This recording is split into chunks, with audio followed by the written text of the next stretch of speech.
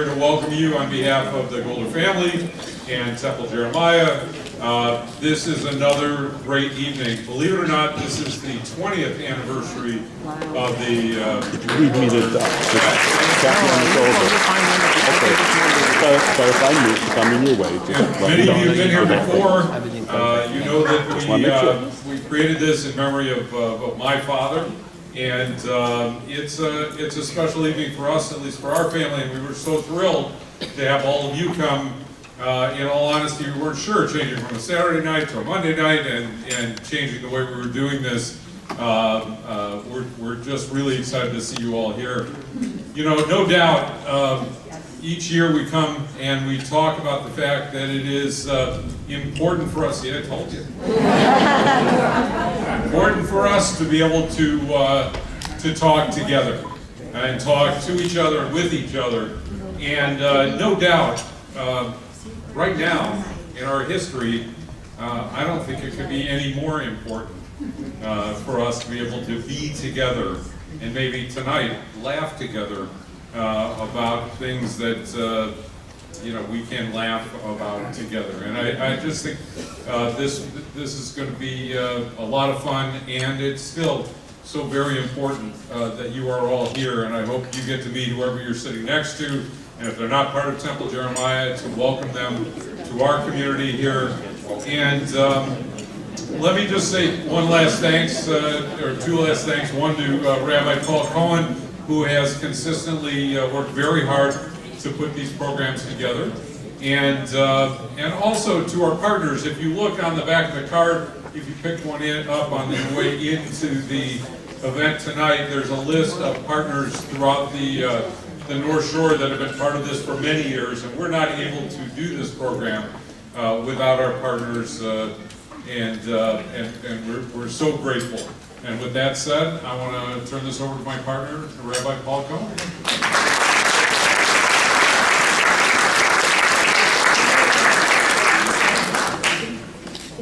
Thank you very much, David, and to the entire Golder family. We are so appreciative of this opportunity that is afforded by the fund that has been set up to create more interfaith possibilities for connection and for relationship and for working and building together. This evening is one of those occasions.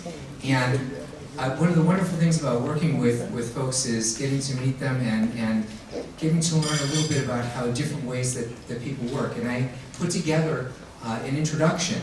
And when I met this evening with Rabbi Bob Alper, he said, I have an introduction. And so I appreciate that very, very much, and you will appreciate it too, much better than mine. Please turn off all cell phones.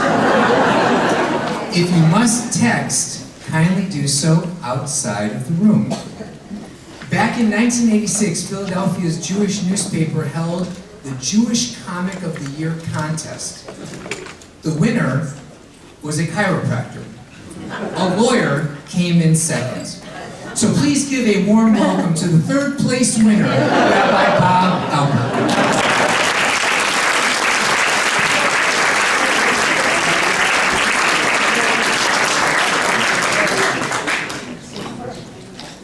Thank you very much. It's a delight to be here. I thank the Golder family for putting this all together. And Rabbi Cohen, this is our third time, I think, I'm performing at his synagogue. We offered together one time when I was here.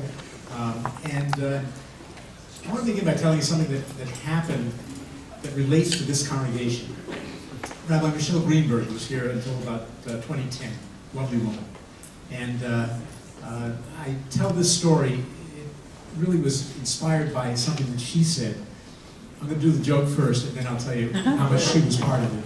But what I say is, the whole business about being a rabbi and stand-up comic came together one afternoon. I was changing planes in Philadelphia, and a woman walked over to me. She did a double take. She said, "You're Rabbi Alper, aren't you?" I said, "Yes." She said, "You probably don't remember me," and I didn't. She said, "But I was a kid in your congregation here in Philadelphia during the early 80s. And I used to watch the way you would teach, lead services, counsel, preach. And so I decided to become a rabbi anyway."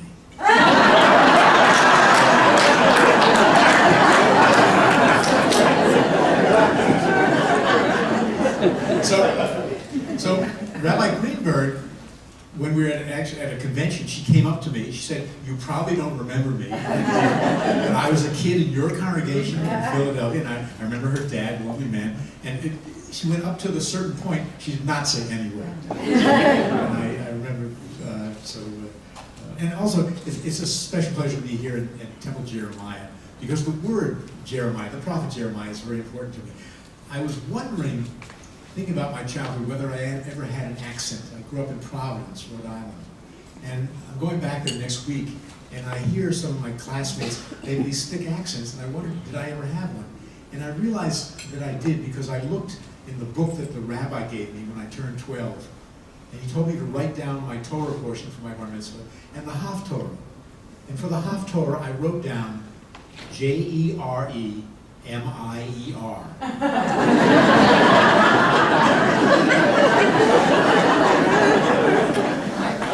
So apparently it had an accent. A little housekeeping, a few announcements. One thing that's going on tonight, I'm delighted to have a mixed audience, Jews, Muslims, Christians, and other people, whoever. Tonight, I believe at 7:30 or so, some of the Muslim guests will be going off to pray. So don't think that they don't like the act. And this happened once before to me. In Winnipeg, the CBC, Canadian Broadcasting, sponsored Laugh and Peace Tour. And we did two shows. One was at 6 o'clock at the Jewish Center, and one was at 8:30 at the Winnipeg Central Mosque. And there were Jews and Muslims at both shows. It was wonderful. The exchange, the people from each group, the other group. But in the middle of the show, at the mosque, the call to prayer went out, and all the Muslims went into a small room off to the side to pray. At which point, all the Jews and the Christians ate every piece of food that was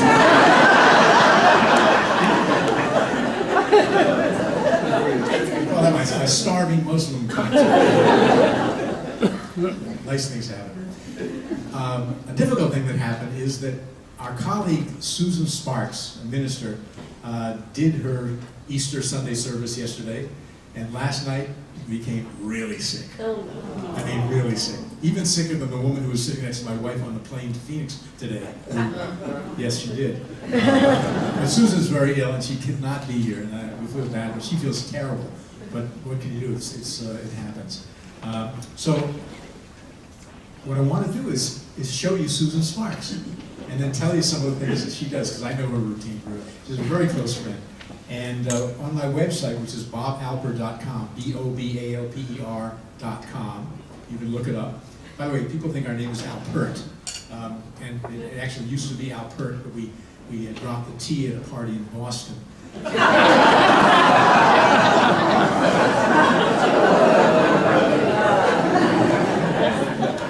Anyway, so on that, there are two pieces of video. There's this demo of me solo and a demo of Laugh and Peace, which has me and Gibran, who'll be here, and Susan. So for a couple minutes, I want to show you Susan Sparks. Ladies and gentlemen, please welcome to your auditorium the Reverend Susan Sparks.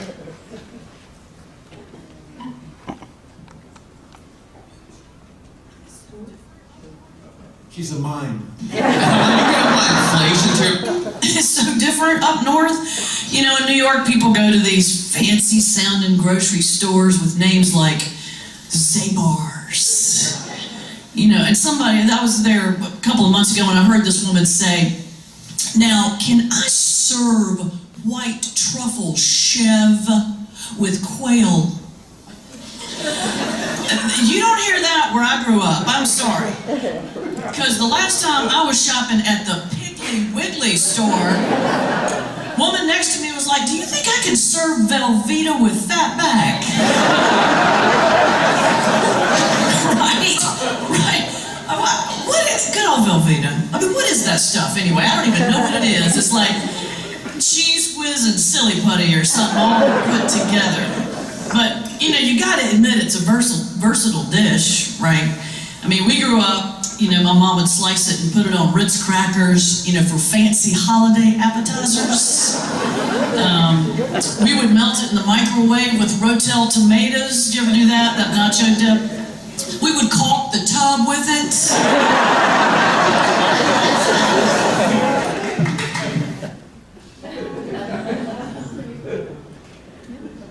That's going to cheer her up when I send this to her tonight.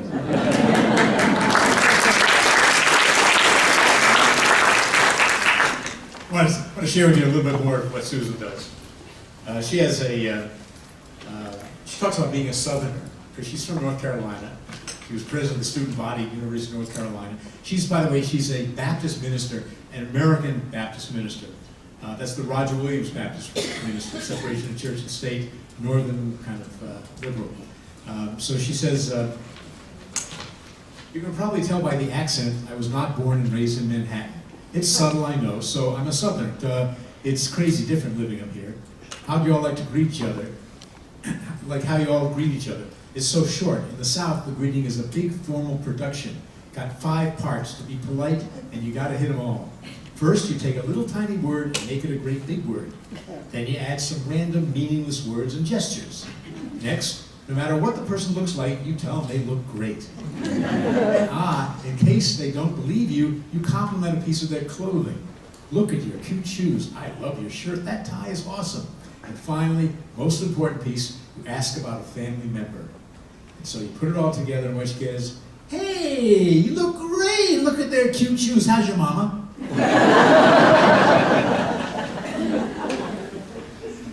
I noticed that low-fat, healthy eating is big up in New York City.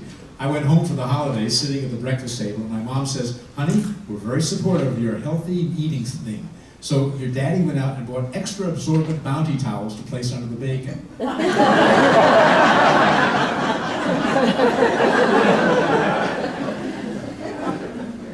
Religion in the South is rather unique. I grew up a Southern Baptist. She grew up a Southern, became an American Baptist. Scars run deep, but good old Southern Baptists, you can always count on their theology to be short and sweet, like their view of heaven. If you're not Southern Baptist, you ain't coming. Last time I counted, that would be about 6.5 billion people not coming. So if you look at the globe, that's basically every single landmass on Earth not coming, except Texas and Alabama. Which should make us all want to rethink our answer to the question, do I want to go to heaven?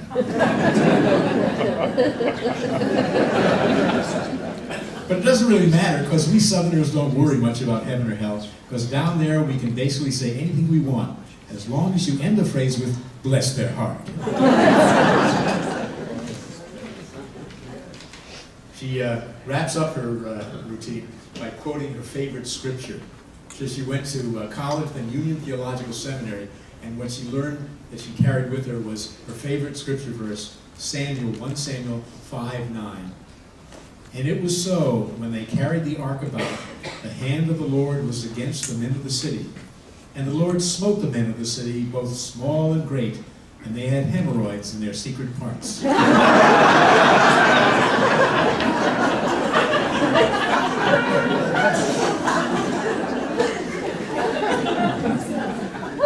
finally, Susan has written a couple books. She's got a new book coming out, and one of the blurbs on it is mine.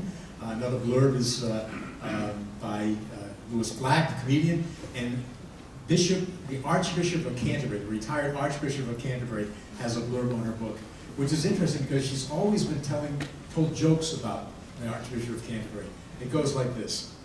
A group of psychiatric patients were on a trip on a train, and the Archbishop of Canterbury and his wife sat down amidst them. The leader of the group came into the car again, and he wanted to make sure everyone was there, so he began counting. 1, 2, 3. Oh, no. So you've got it wrong. You see, I'm not one of this group. I'm the Archbishop of Canterbury. 3.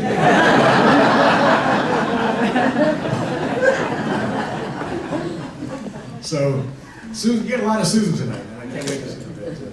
Anyway, I guess one of the most exciting shows I ever did was back in 1994. I was performing in Manchester, New Hampshire at the Temple of Dot Yeshurun's 6th annual Deli and Comedy Night. It was just before the presidential primaries. George and Barbara Bush actually came by for a campaign appearance. And I was speaking with him when Barbara walked over. She said, "George, you want pastrami or corned beef?" He said, "Gee, I don't know." And it was at that moment that I became presidential advisor. I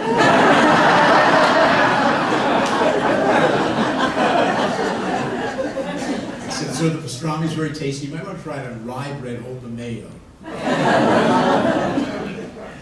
I was always really funny. As a kid, growing up in Providence, the word we used to use for our rear end was not fanny or tuchus. We called it a tutu. A tutu. And I guess it was just our family word, but I can recall when I was very small, a babysitter came. She said, "Does anyone want to go to the park?" One kid said, "I want to go." And my sister said, "I want to go too." And I remember saying, "I want to go too." Now, you may not think that's so hysterical, but I remember thinking at that very moment, I am one funny time.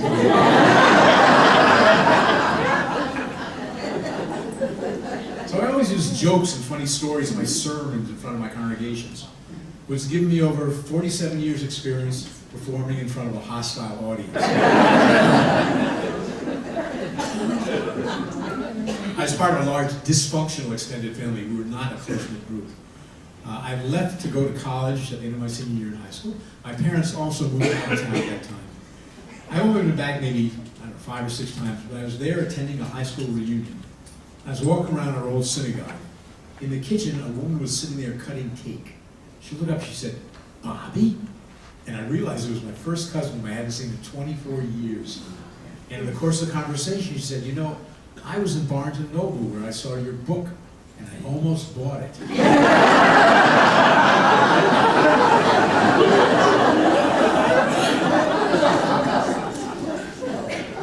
It wasn't the easiest thing in the world being a little Jewish kid in the 50s. I mean, the Holocaust was a fresh wound. Israel was not secure. My parents couldn't buy houses in certain neighborhoods to join certain organizations. So you can imagine what a thrill it was one Saturday morning when something extraordinary happened. Whenever Brown University had a home football game, they would parade from the campus down to the stadium right near my house. One Saturday came running home, "Mom, Dad, you won't believe it. Brown's playing at Jewish college." They said, "What do you mean?" This is a Jewish college. They got Jewish coaches, Jewish cheerleaders, a whole bunch of Jewish football players. They said, "What's the name of this Jewish college?" They said, "Temple University."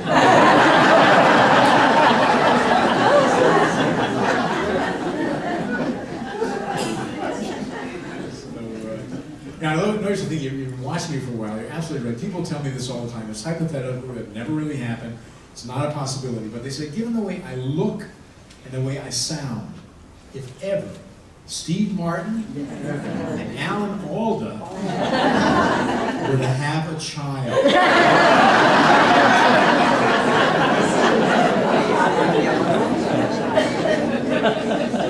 I was prepared for some shows in London, and I was talking to the producer. He said, "Bob, I'm looking at your photo. There's so much like our former Prime Minister, John Major." I said, "Yes, and when I wear a dress, I look like Margaret Thatcher." And everyone reminds me of the fact there is another rabbi comedian, Jackie Mason. There are a few differences between me and Mason. First of all, I'm still a practicing rabbi part-time. He is not. And secondly, the accent. Jackie Mason does not sound Jewish. In my view, an authentic Jewish accent is like my grandfather's. Something he derived from that faraway land of his birth, Bangor, Maine. I can hear him now saying, "Well, Bobby, got to get you down to the synagogue. Start you studying for your bar mitzvah." It's a Jewish accent.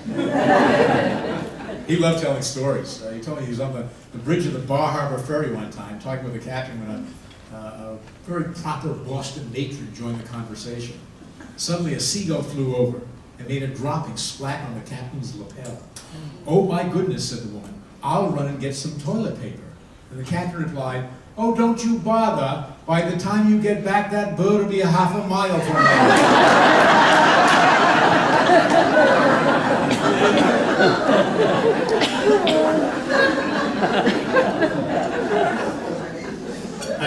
I'm third and fifth generation American born. I don't speak Yiddish. I don't understand much Yiddish. I feel bad about that. I was doing a show in Baltimore one night when a man came over and said, "Rabbi, your performance was geschmickte, bezeggele, besprochen, begechte haben."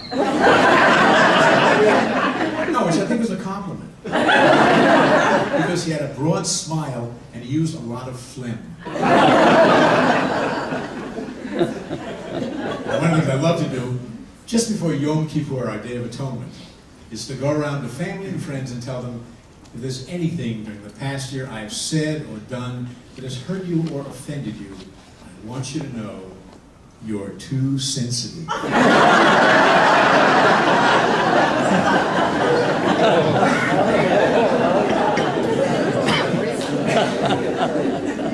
So, when comedians perform, we don't perform together unless it's straight man, funny man like Abbott and Costello, Martin Lewis. We do tag team. So I'm going to take this time now to bring up my friend, my comedy partner, whom you will absolutely adore.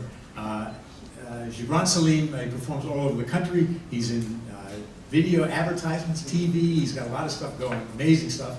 He's all over the place. But most important, he's a very, very funny man. Please give a very warm welcome for his set. And I'll be back through my later set. So please welcome Gibran Salim.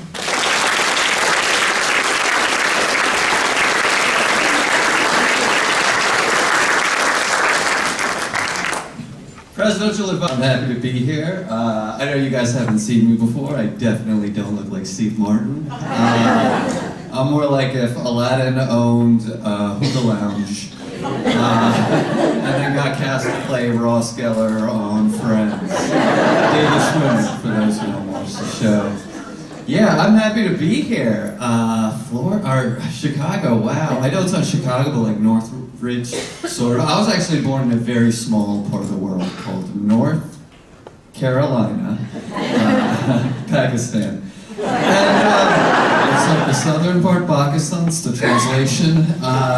No, I was born in Greensboro, North Carolina, so like a lot of old school Pakistanis consider me American, and like a lot of old school Americans consider me a risk. Right there. That's really good. You guys are good. I like that. Yeah, I was very embarrassed growing up. I was the only brown kid where I live. I identify as brown, masala brown, if you will, cinnamon, hazel, ladies, no. And brown people, we hit puberty like 13 years before everyone else. That's just what happens. My chest hair is Canadian Goose, North Face. We actually finish puberty by the time we're born. It's 9 months in the month exactly. By the time we come out, the nurse is just confused. She's just staring at this tiny creature with a 5 o'clock shadow and one eyebrow. And it's just like, congratulations, it's a man. He's a fully grown man. And he's wearing scrubs. Did he deliver himself? What is happening right now? We are pressured into medicine since birth. You ever see a little brown kid play the game Operation? No, you haven't, because it's not a game, it's an internship. All the other kids are smiling, laughing, having fun. Meanwhile, little Patel Ahmed Jr. is wearing a full-on surgical mask with 50 of his cousins and fiance standing behind him. Just think, if that red buzzer goes on, it's off to IT. It's true, 100%. And if anyone tells you it's not, it's because they're an engineer. Exceptions to the rules. Also dental school, that's new. Yeah, it's cool to be here. I'm a pretty laid-back guy overall. Temple Jeremiah, that is wild. That is amazing. I didn't know where it was in the Uber on the way here. I was like, house, Temple, that was a curveball. Very cool, some people. Got Jewish people, my cousins. It's very interesting. Where are you from, man? I feel like we could be related. Probably, yeah. Yeah, also he's like, I'm your father. Like, whoa, you're so young, it's crazy. Vitamin C, I don't know, spices do wonders.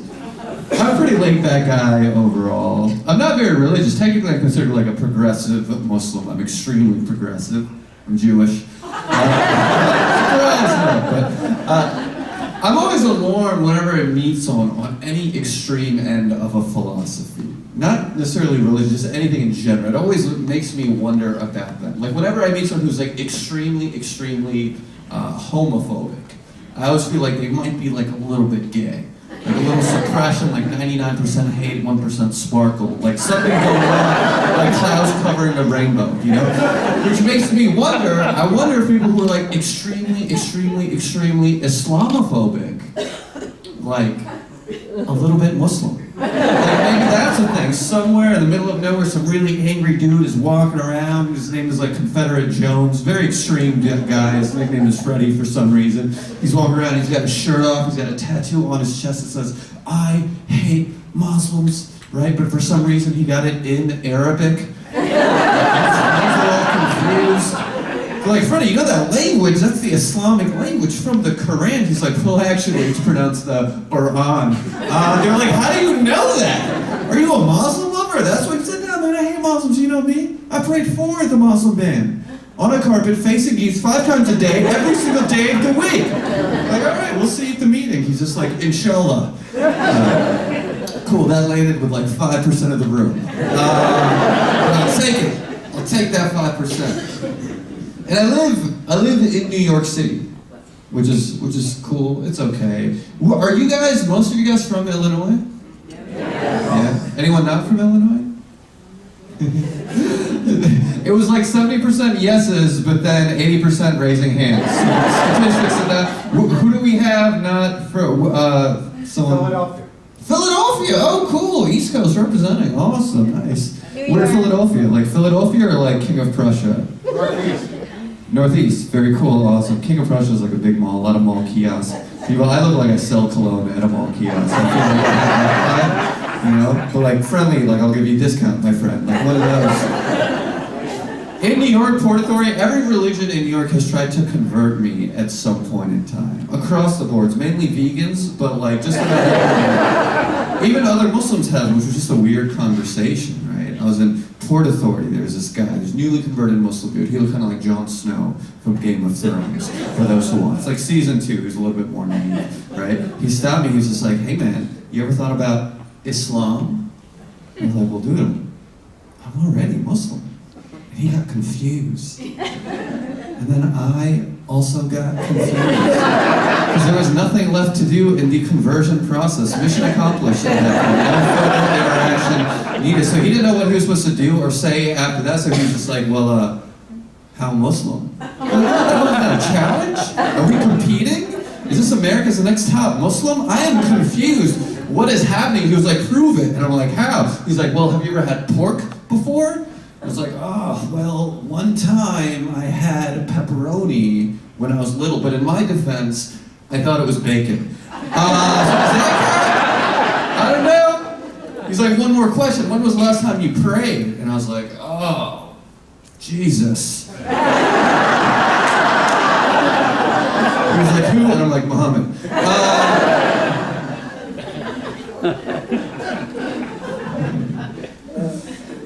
Yeah. I feel like a lot of these Abrahamic religions, there's so many similarities, more similarities than differences.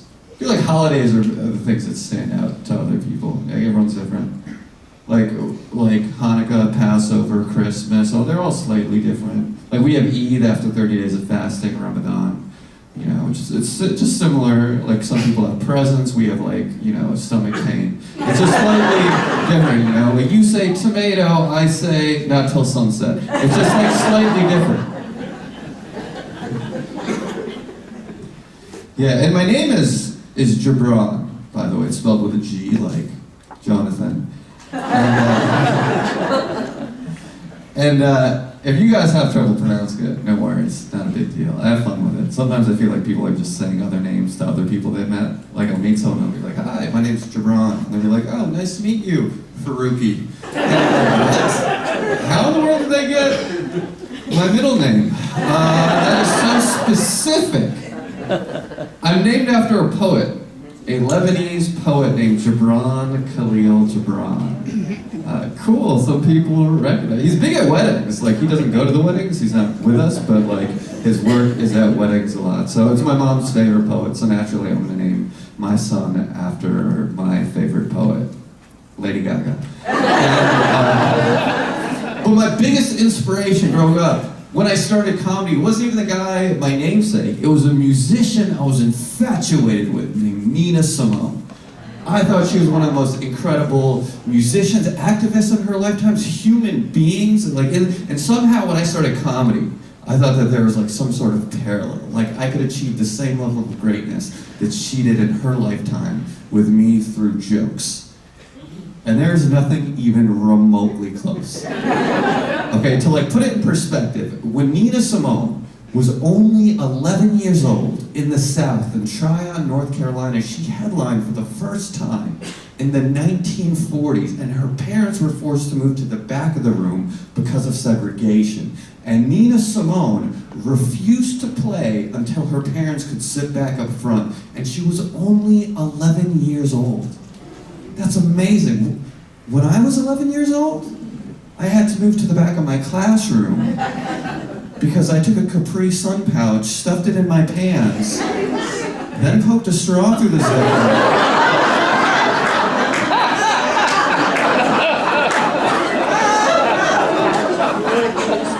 and told my best friend to drink up. That's what I was doing when I was 11 years old. And I think there's some comparison. My teacher's like, Jabron, why would you do that? I was like, because he was thirsty. That is not a young Nina Simone. That is a young R. Kelly. Like, do you guys understand? Obviously, I'm just saying, like, before, like, in a different tribe, obviously I evolved differently. I'm just saying, when Nina Simone was 32 years old, she released a single on an album called Mississippi Goddamn that was banned throughout the South because it referenced the murder of multiple civil rights activists around that time. She led off with that as a single on an album. It still did well despite being banned. And she was only 32 years old.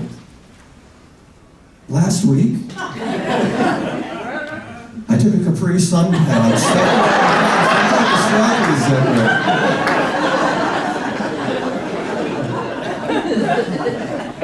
You guys get through it. Yeah. And now, it's fun now, like, living in New York as I've grown as a person. Because I was always really goofy as a kid. Like, we moved from Virginia, from North Carolina to Virginia. And I just wanted to fit in. There's parts of my life where I didn't want to be different, and then there's parts of my life where I only want to be different. Like, I remember third grade is when we moved to Virginia. And I would make stuff up so people would like me.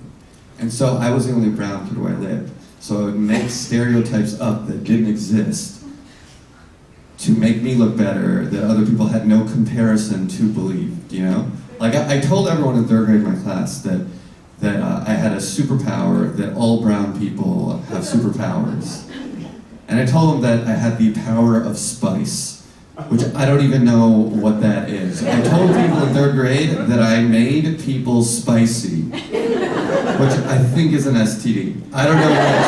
I think I described cooties to them as a superpower, right? So there was a girl in class, so because I said I had a super brown power, there's a girl in class, not understanding the context, who was older than everyone, smarter than everyone, and I always got annoyed because I was always disrupting the class. So because I told everyone that I had a super brown power, Jennifer, not knowing the context, told everyone that she had a super white power. I know, I was there. Yeah, I know that's awkward, but just remember, by not laughing, you're actually giving her support. That's how it works. Not only that she said that, she said there were powers that she took other people's powers, which is just close to home. And so on Halloween, our teacher was walking around putting candy on everyone's desk because it was Halloween. And our teacher, Miss Mitchell, an older black lady teaching global history, came to my desk, put candy on my desk, and as soon as she did, Jennifer grabbed it and was like, boom, white power. And my teacher just looked at her, Miss Mitchell, just shocked, confused, and was like, Jennifer, I see you've been reading ahead. She got that, like, you guys oh, buddy. I just want people to feel comfortable when they meet me. I joke about a lot of things. Myself, some topical stuff, really goofy stuff. A lot of times, what happens is, like, people want to say things to you, they want to have conversations, but they're worried in their head if it's the politically correct, appropriate way to say it or not. Then they panic, thoughts get frozen. By the time it ends up coming up, it just sounds weird. Like, I used to work at 9 to 5 in psychology before comedy, right? And I remember I was running late to work one morning, and I asked this lady on the street what time it is. She looked at her watch. She said, 9:11. Then she looked at me. and was like, no offense though. And I was like, what? No offense? I'm like, but that's all you had to not say to not make it offensive. That is literally the only two things that you could have said to make that offensive. What is wrong with you? At that point, she proceeded to show me her watch to prove that she didn't make up the time. Like someone else set up her own watch and then mysteriously disappeared like some sort of racist magician, right? I looked at the watch, it was an analog watch, meaning there's hands on the watch. The hands on the watch were on the 9 and 11, meaning the time wasn't even 9:11. It meant the time was actually 8:55. I was like, why would you say that? She was like, never forget. And I'm like, it's so much more uncomfortable than it needs to be. And I'm like, listen, I'm sure you're a good person. I just can't argue. I'm late for work. She's like, oh, what do you do? And I'm like, well, actually, I do therapy with people who are intellectually challenged. No offense, though. I was like, I can't believe you said that. I was like, yeah, well, never forget.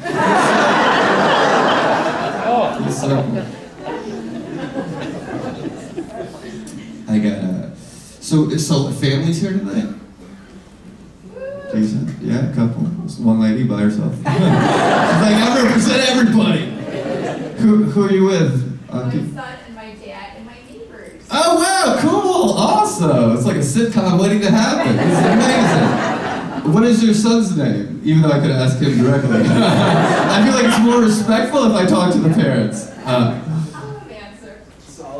Saleh, nice to meet you, Saleh. And this, He's not forced to be here. he's not for, I like how she's trying to make me feel better about him. She's like, I promise you, he already thought you were funny. I didn't like make him think you were funny, like he was, that's wild. Good, and then, okay. So, he's your son. Okay. So is he single? I'll let him answer. I'm not looking, don't get the wrong idea, I'm just asking. The sweater is a little bit extravagant. Because you know the answer yes. Yes. Yes. Okay, okay. I saw your eyes. So do you know what just happened? Yes means he's single to the public eye. But it means in reality, it's a secret. That's what I don't know how, whenever I do a show full of like brown people, Muslim people, a lot of times you'll ask, like if I do colleges a lot, there'll be younger people clearly in a relationship next to the person, but they just will not admit it. You don't know brown people are officially in a relationship until you get the wedding invite. And you're like, wow, this whole time I thought they were just cousins. I can say that. So are you looking for him? He's only 17. Oh, I don't know. You act like I've met him before. I don't know. Okay, but we start young sometimes. I'm very emotionally slow. Like it takes me a long time to develop feelings for someone, but it also takes me a long time to get out of those same feelings. You know what I mean? Like my ex, opposite. Like emotionally very quick to move in, out quick, right? I remember I saw her for the first time since the breakup, and I asked her a really, really stupid question. I asked her how she was handling the breakup, which is not a smart question to ask if you have feelings for someone. I asked her, she was like, Jabron, I've never felt better. Oh, you guys feel that right in the jugular, which is here. I'm not very good at anatomy. It's actually why we broke up. Which is here. So let me ask this. The parents in the room, do you guys look for your kids at all? Or no, you're just like, let them do their thing? Do you ever like strategically look to like match them? You guys play matchmaker is what I'm saying. Yeah? Okay, we're all, so we're like, I don't even have children. What about apps? Do your sons use apps at all? Do they ever tell you about the apps? Like JDate's a popular app. Do you guys know JDate?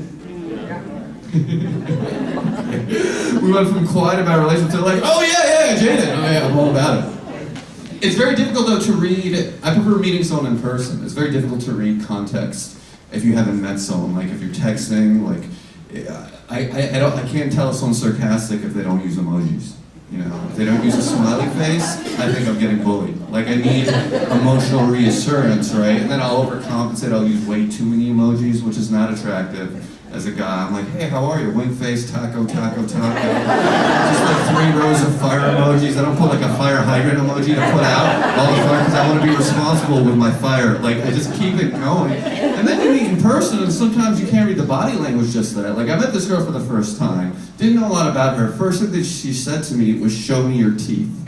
Which was very confusing. I did not understand. I was like, this is aggressive? Are we role playing? That's bizarre. Am I a horse? And this, are you a horse trainer? Is that why you called me Seabiscuit? Stop brushing my hair. I was very confused. She's like, no, come on, open up. And I'm like, well, I'm just not ready for the horse thing yet. I feel like I need hay, I don't know. She's like, no, listen, it's okay, I'm a dentist. That's just something that we ask. I was like, oh, okay.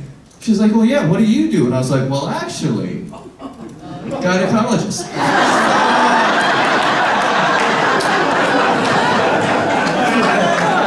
Open up. And okay, that's too much. That's okay. Take it easy. Take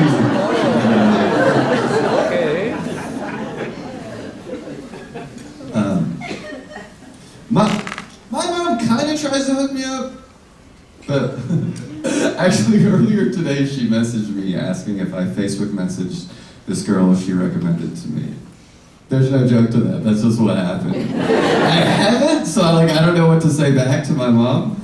And I have a huge family, like gigantic, very obese, and a lot of kebabs. And I'm really close with my mom. She's a good lady. I put her through a lot of trouble in high school. I tried smoking weed in high school, and I know it's a big weed crowd tonight. And my mom had found the device I had used in my room. She'd always clean my room in high school for no reason. She was not cleaning my room, she was investigating. There's no reason you clean a room with a microscope. That's not, Mom, why do you have a magnifying glass and you're wearing a trench coat? You are not Inspector Gadget, why are you wearing a top hat? This is good. I come home one day and my mom found this bong that I had in my room. This 3-foot tall, shiny black acrylic bong. It had metal studs, it was very shiny, I nicknamed it Thriller. It looked like Michael Jackson. I come home, my mom is holding it, she's like, Gibran, what the hell is this?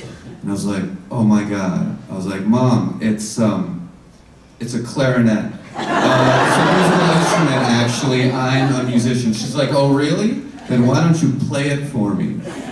And I can't even begin to tell you guys how high we got that day. She's like, what song is this? And I'm like, Purple. Jimi Hendrix. It's weird because half my family lives in Pakistan. And where are you from, Saleh? Oh, dope, cool, awesome. Just 2 of us. I've never heard of this country. Yeah, I forgot why I was asking you. There's a reason why I asked you. Anyways. Yes, it is, thank you. Awesome, why is my memory so shot? Yeah, it is, half of them are, it's weird because they view me different than I view them, to an extent. They look at me as an American, and they'll ask me questions as an American. My cousin was visiting me, and he was just like, Gibran, he's like, what does it feel like to be an American? What a big question to ask, let alone process and respond to. And I thought about it, I was like, Mustafa, it feels like being an American feels like you're in this constant state of feeling better than everyone and worse than everyone at the exact same time. We are the world's leader in resolving global warming, also contributor. There's that contrast, we're the biggest leader in health and fitness and childhood obesity. We are the most advocate, we're the strongest advocate for resolving sexual harassment in the workplace. But also, you guys get it. And he's like, what does it feel like to be an American? I'm like, well, it feels like you have everything at your fingertips, just not in the palm of your hand. He's like, Gibran, that just sounds like you're really entitled. And I was like, Mustafa, just go back to your country. Like, why would you say that to an American? Like, have some respect. Have you seen our resume? Did you kill Bin Laden? No, you just raised him. So maybe just tone it down. But also, I love you. You are my family, my blood, and primary care physician. So please don't leave me, because this ADHD medication is not going to write itself. I need you. Don't leave. I love you. I love both my countries. I always feel like it's older generations from specific areas that hold on to like old historical conflict that younger generations like me aren't even aware of. And I didn't realize this until I went to a fruit stand for the first time in New York. I went to go get a mango. I love mangoes. I believe in mangoes. I support mangoes. I identify as a mango. I am blender fluid. If you guys are up to date with the terms, right? I go to this fruit stand. I go to this guy, and I'm like, hey man, can I get this mango? And immediately he's like, where are you from? My friend.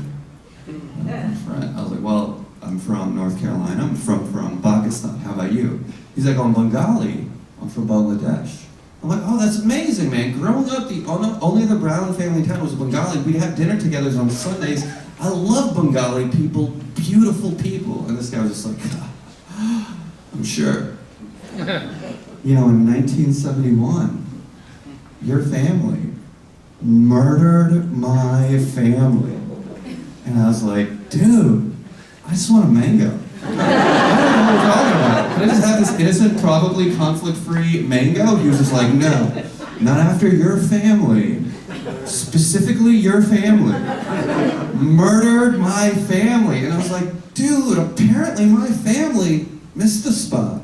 I know, very over the top. He was like, what? He was like, you see, that is the exact same mentality your family had in 1971. And I was like, dude, maybe my family just wanted a mango, and you refused to give them a mango. He's like, that doesn't make it okay to murder my family over a mango. And I'm like, I don't even know what we're talking about anymore. And we don't even know where that mango came from. We don't even know where this mango came from. Then we looked down at the mango. We looked at the sticker on top of the mango, and it read, product of India.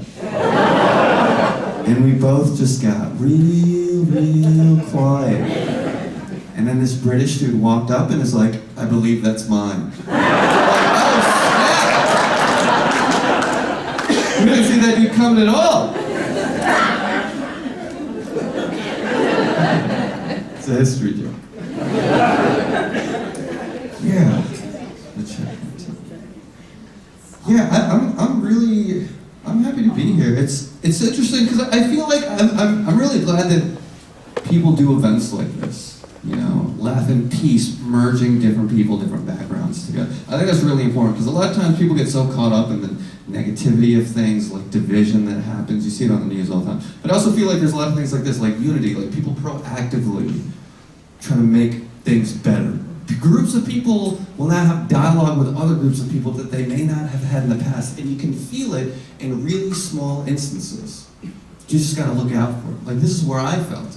I was in the West Coast, I was in California, and I had a four-way stop sign, right? To the right of me was a black dude in his car. Left of me, a white dude in his car. Across from me, Hispanic dude in his car. And we all hit the four-way stop sign at the exact same time. And none of us moved for like 3 or 4 days. Because we're all being so supportive, we're waiting for each group to go before us. I stopped, I looked at the white guy, I'm like, hey man, you go first, you got this. He's like, no man, you go first, you're in a rush, you're driving an Uber. I'm like, it's a bicycle, but I appreciate that. Thank you for the support. You go first, man, you're driving a cop car. He's like, I'm in the back seat. And I'm like, you got this one, you're in a Mercedes. He's like, I'll have the lamb and rice. And I'm like, I'm not a halal cart. What has happened? I'm like, Hispanic guy, you go first, you go. Hispanic guy was confused. He's like, vamos, we all go, we all go. I'm like, yeah, I don't think that's gonna work. You know what, let's do this for America. So we all went at the exact same time. And you know what happened? We got hit by an Asian lady. Oh my God, this is amazing. We're all here together, united, headed in the exact same direction. The hospital. Thank God we all had the exact same Jewish lawyer. It worked out. Everyone got off. Listen, you guys are a hot crowd. We're gonna keep this show moving along. Give it up for yourselves first. You're hanging out here. You're hanging out here. You guys know it. You're doing your thing. Good energy, good vibes, beautiful people, beautiful show. The comedian that I'm about to bring up, you may have seen him half hour ago.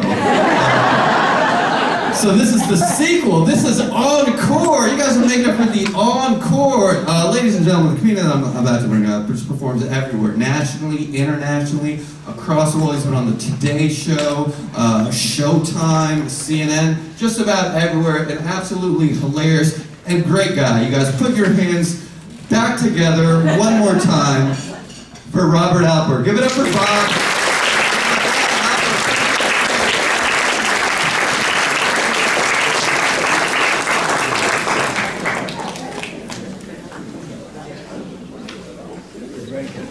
Here we go for it. Gibran Salim.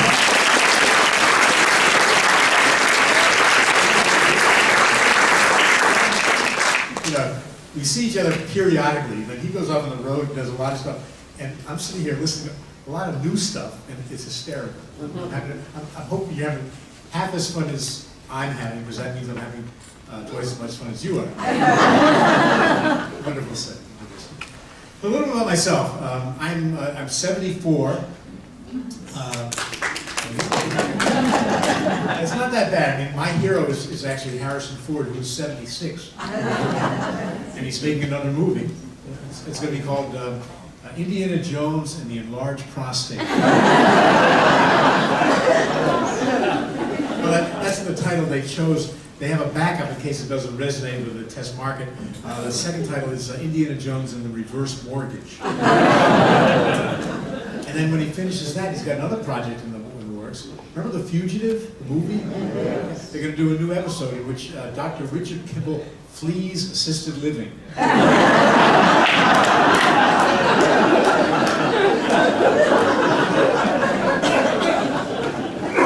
So on June 8th, my wife and I will celebrate our golden wedding anniversary. And our lives are totally in sync. For example, at the same time I got hearing aids, she stopped mumbling.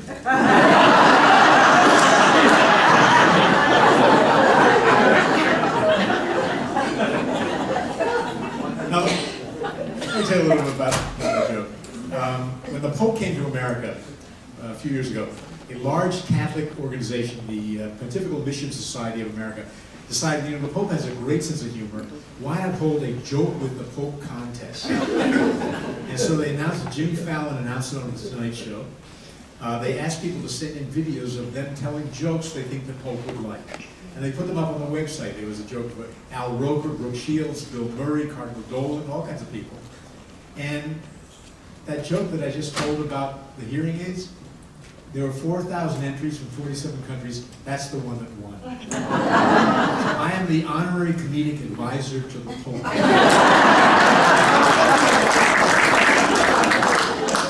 I decided, if I ever met the Pope, what joke would I tell him? Probably a different joke, because, English is like, his fourth language? And it would have to be a joke with simple language, repetitive words. So I would probably tell the joke the Pope this way. Hello? Hello, sweetheart, is your mommy home? Mommy's busy. Was Daddy there? Daddy's busy. Was anyone else home? The firemen. All right, let me talk to one of them. Oh, they're busy. Is anyone else there? The policeman. All right, sweetie, put one of the policemen on. They're busy. What are they all doing? They're looking for me.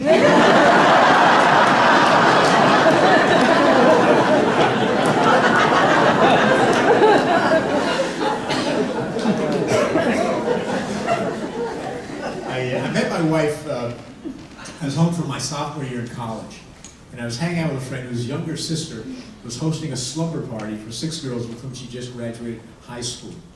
We crashed the party, and for some reason they were sitting on the floor of the kitchen. I looked down and I saw one really cute girl wearing pink baby doll pajamas. And I thought to myself, wow, I bet she would look hot in clothes.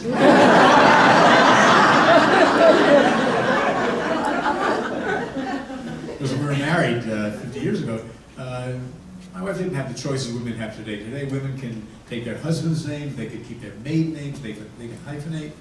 Back then, my wife did the traditional thing. She took my name. Her name used to be Sherry Zink, and now it's Bob Zink.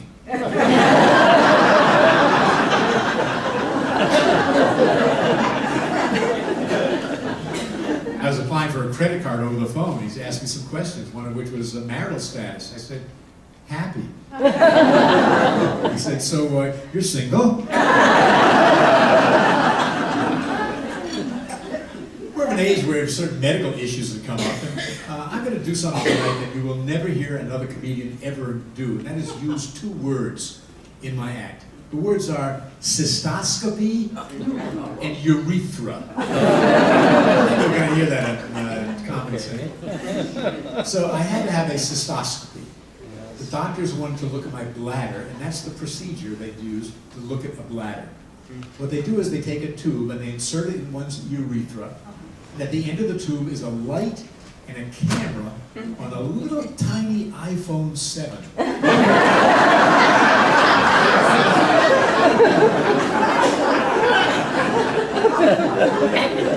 And what they found was adorable. They were very pleased with the comment. As I was lying there, the anesthesiologist walked into the room with a very attractive young woman at his side. He said, "This is Dr. Richmond. She's a resident, and she would like to observe the procedure." I thought, oh, that's perfectly fine, just what I want, but I realized I'll be asleep. I said, okay. And then I said to her, what's your specialty? She said, podiatry.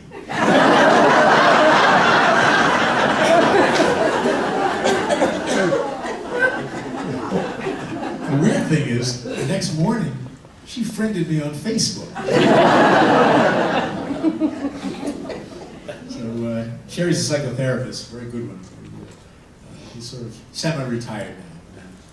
She's telling me she worked with a couple around the issue of communication in their marriage. At a certain point, she said to the wife, well, let me ask you, for example, how do you express when you want to make love? The woman said, well, I say, sweetheart, I'm going upstairs now, and I'm going to take a long, hot shower. Her husband said, that's what you've been telling me? All these years, I thought you meant I shouldn't run the dishwasher.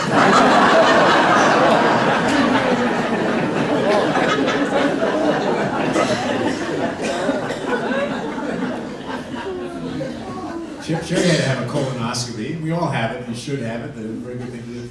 It was late afternoon. I was in the waiting room of the hospital. There was one other man there watching TV that was kind of blaring. And I was on the other end of the room trying to read. A nurse walked in. She said, Mr. Albert? I said, well, it's Alpert. She said, well, your wife is all set. Let me take you to her room. We got up there. She said, would you like me to see if she's ready? I said, no, thank you. We've been married for 49 years. So I walked into the room, and there was Mrs. Albert. She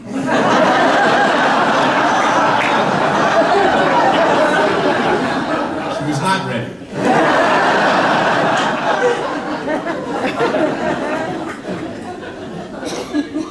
Sherry and I had two children.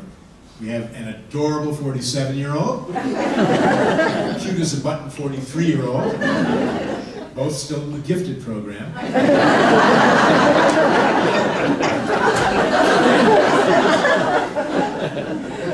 We like to say we had an all-American family. We had a boy, a girl, and a vasectomy, one of each. And I know you're not supposed to favor one over the other. But around the time our kids became teenagers, I grew kind of partial to the vasectomy. I came down to dinner one night. My daughter was wearing black pants, black shirt, black lipstick, black eyeshadow, and black nail polish. Our son had his scruffy in the beard and a bandana around his head. I said, how lovely. I'm dining this evening with Morticia and Willie Nelson.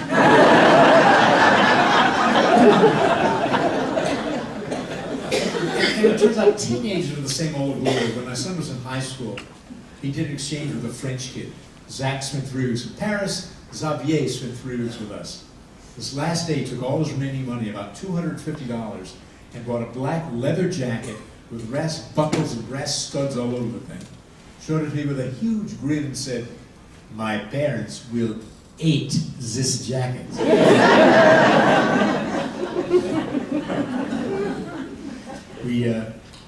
we like to understand, you know, that the Torah has something to say about kids that age, the Jewish Bible.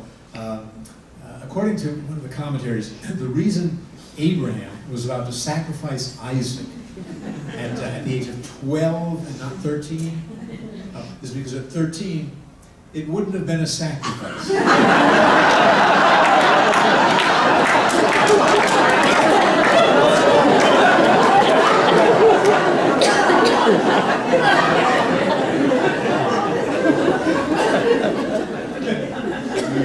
We of course follow Jewish tradition in our family. We named our son after my grandfather.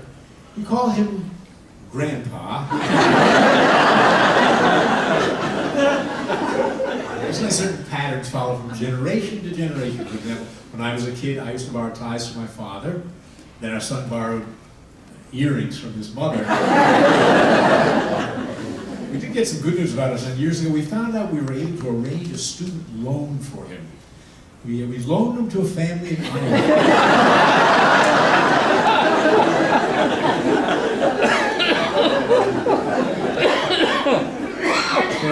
For our daughter, age 14 was pretty important. That was the year she spent her final summer in one of these traditional camps for severely overprivileged children. I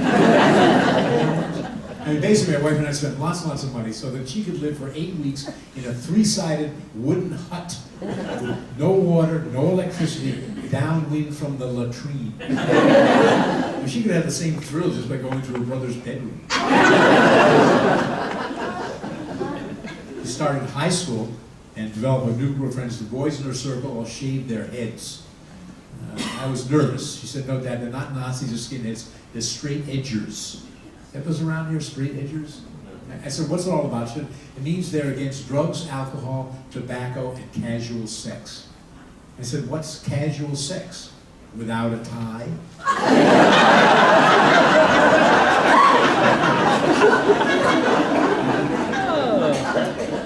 And I had a friend whose daughter, when she was 14, Leslie, she changed her name. She announced this by calling the family's answering machine and leaving the message, "Hi, Mom and Dad. It's Skylark. Don't scoff at my new name." So he called her back. He said, "Hello, Skylark? It's your parents, Bucky and Luella."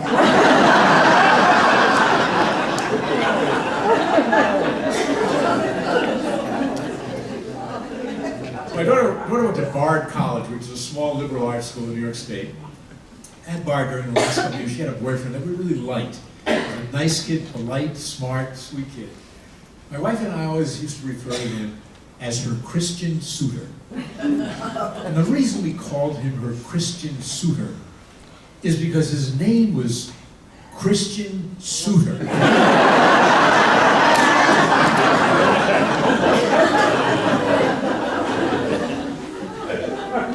At Bard, she majored in modern dance. I can recall sitting at graduation years ago thinking, let's see, Sherry and I spent $150,000 so that our daughter could do this. I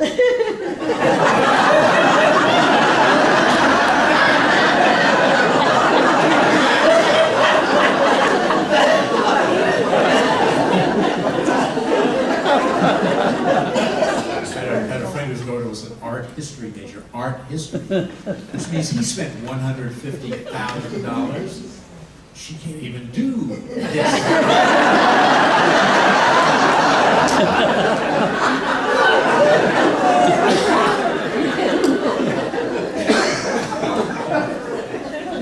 We have some little kids in the family. We have my niece has a 4-year-old grandchild, and my grandnephew.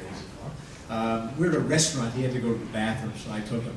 He went into the stall. I was out there by the sink waiting, and apparently they had one of these electric toilets with the blinking red light, because at a certain point I heard him say, "You know, Uncle Bob, these things take your picture."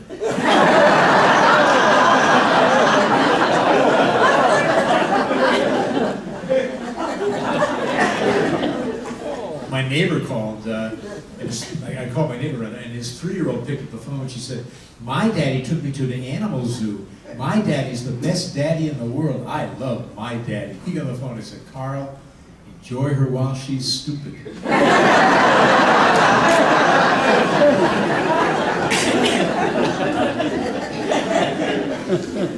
Our family's rounded up by our pets. We have a dog and a cat. The dog is a fairly recent acquisition because our old dog died. And those of you who lost pets know it's not an easy thing. It's very traumatic. In fact, years ago there was a show called Kids Say the Darndest Things. Art Linkletter, remember that? The little boy had a sad expression. Linkletter said, "What's the matter?" He said, "Well, my dog died." Linkletter said, "Well, now your dog's in heaven." The kid says, "What does God want with a dead dog?"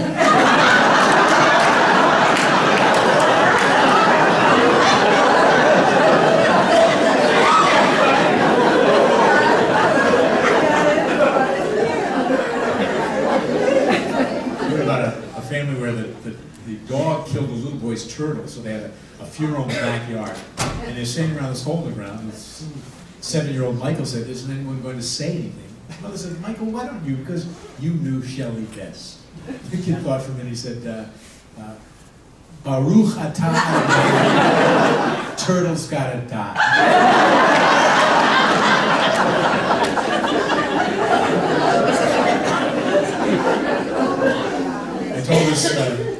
Told us to a Methodist friend of mine. He said, same thing in his family. The little girl's goldfish died. They had the funeral in the backyard, and the little girl was officiating, ending by saying, "Glory be to the Father, and to the Son, and into the Holy Ghost."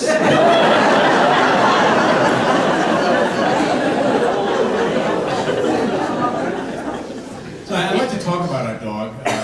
He had an interesting history. He was a survivor of one of the hurricanes down in South Florida.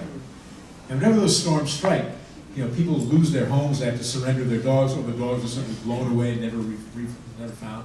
So they took all these dogs and they put them in pounds for about 3 months until they were able to organize to the point where they took the purebred dogs and they flew them to kennel societies all around the country for adoption. Our dog was one of them, although he was a mongrel. He came up my bus. Greyhound. But he was a great dog. I named him Gideon. And I wanted to give him a good biblical name. I was in a hotel room one night.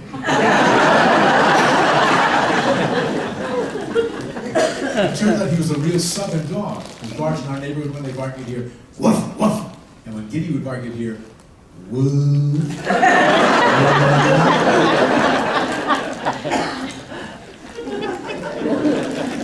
So we waited, after he died, waited a while, and then we decided to adopt another dog. I mean, adopt, like it's any other way. We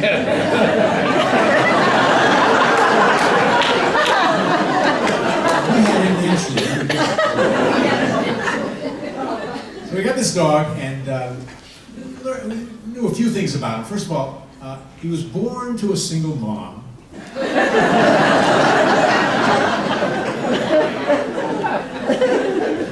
And he actually came from Puerto Rico. There's a terrible dog problem in Puerto Rico. I mean, the street dogs, they throw them off bridges. It's really heartbreaking. But they found the litter. The mother had been killed. And they weaned them and they neutered them and they gave them shots. And they sent them off to be fostered in New Hampshire. And we got him when he was about 6 months old. And he's a great dog. The problem was when he arrived at our house, he came with the name Jesus.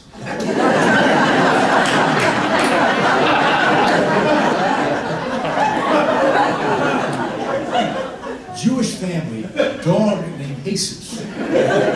So we decided to compromise. I mean, we called him Zeus. And we had to get his attention and say, "Hey, Zeus!" He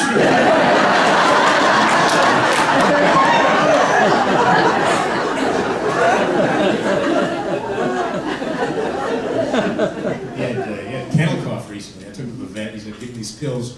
What you want to do is wrap them up in cheese and they'll swallow them right away," which he did. 2-3 days, he was fine. But apparently he really liked the taste of that cheese, because even now, once in a while, he'll walk over to us and go, You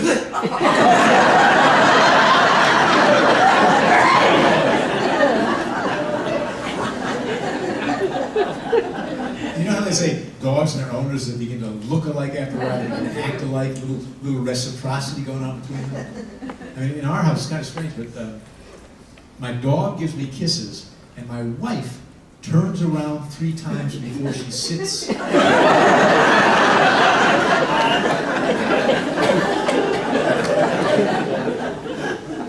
everywhere in these. He loves riding the car. I had him with me one time. I had to go into IKEA, and you can't just run in and out of IKEA. And it was summertime. It was a hot day. There's no way I was going to leave him in the car. And I noticed other people were taking dogs in, so I took him with me. A guard stopped me. He said, "Sir, is that a service animal?" I said, "Yes, it is." He said, "Describe his duties." I said,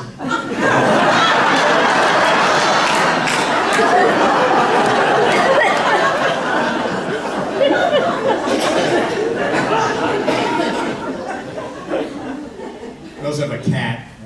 My wife named him. His name is Bob Jr. Great cat. Our former cat was named by his previous owner, an old Vermont. His name was Floyd. And the previous owner named him Floyd because he said, "Why, one day I put down a bowl of milk and that cat just Floyd across the room." Floyd does tricks. It's unusual for cats to do tricks, but I'm not making this up. He actually can do a trick. I can hold in my arms and look at him and say, "Bobby, feign indifference."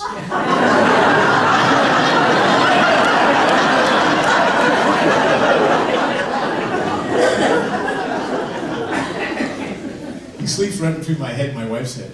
And I noticed something that I pointed out to her with a great deal of pride. I said, "You realize, Sherry, he sleeps with his face towards me and his butt towards me." I said, "He does that because he loves me." She said, "No, he does that because he trusts me."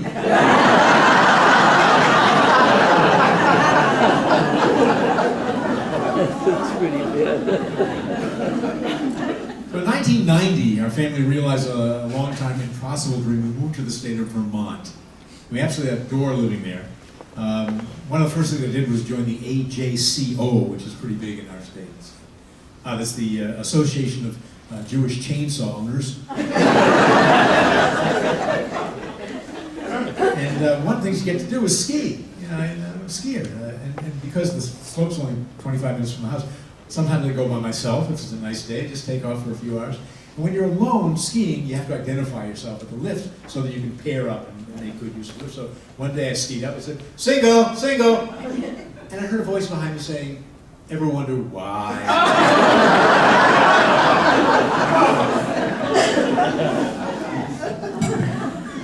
We built a house in a very rural area. There are no people around us, but at the bottom of our road there is a neighbor, and not very friendly, and that upset me. But one day I was walking by his house and I could see through the window he was waving to me, so I waved back. And he waved again, and I waved back, and he waved again, and I waved back. And I looked a little more carefully. He was using his Nordic track.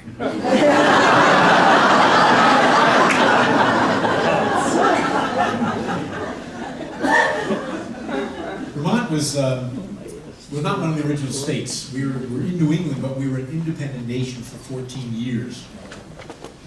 Of course, after 14 years, we did join the Union, you know, to get cable. We live way up on the side of a mountain. We can't get cable where we are. We have to have a satellite dish. We have some very orthodox neighbors. They, of course, have 2 dishes.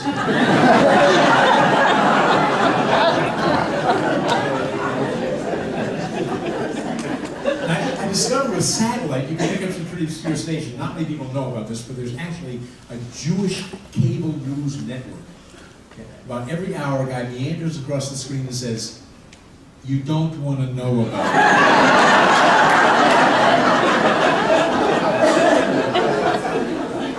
it." Ring the bell to call people to worship. But they were sensitive to the year-round people, so they called a town meeting. That's how we make decisions in Vermont. And everyone was fine with the idea until the very end of the meeting when the oldest woman in town stood up and spoke for the first time. She said the last time that bell tolled was to announce the death of our beloved President Calvin Coolidge. To hear that sound once again would simply be too painful, so I'm against it. And then she sat down. And then she stood up and said, or maybe it was Harding.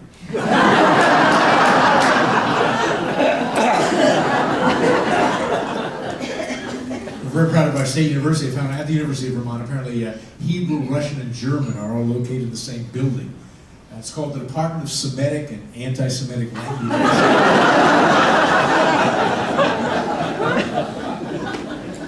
We actually have Jewish farmers in Vermont, Jewish farmers.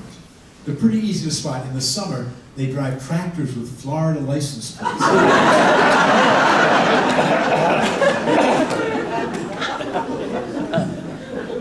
My training to become a rabbi took place in the same place as your rabbis, at the Hebrew Union College Jewish Institute of Religion, Cincinnati, Ohio campus. So you can probably understand why we never had any athletic teams. Oh, because there's no way you could cheer for a team with a name like that. Imagine.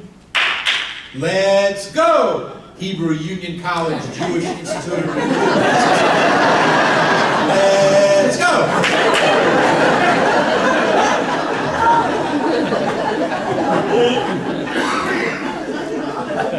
Imagine watching television late at night. That was the news, not of sports. In the seminary league, it was the Hebrew Union College, Jewish Institute of Religion, Cincinnati, Ohio, Campus 79, the Jewish Theological Seminary of America, 76. See, our time for sports is up now.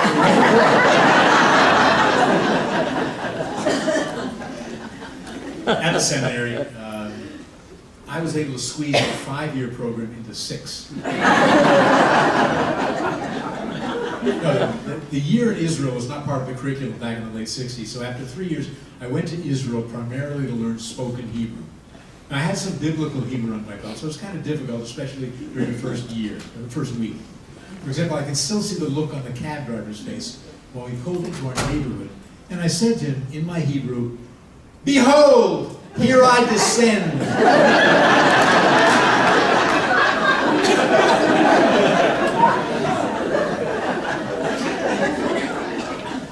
Our landlord explained we were receiving bills for the previous tenant. And I want to say to him, "Anachnu mekablim cheshbonot."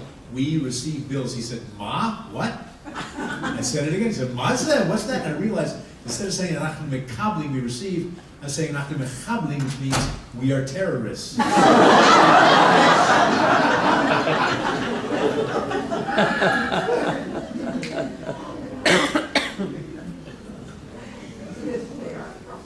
Another fantasy, I always have lots of fantasies. Another fantasy I had was to fly El Al Israel Airlines and order non-kosher. Imagine that. Hachivu Hachivu, with the passenger ordered treif, please identify.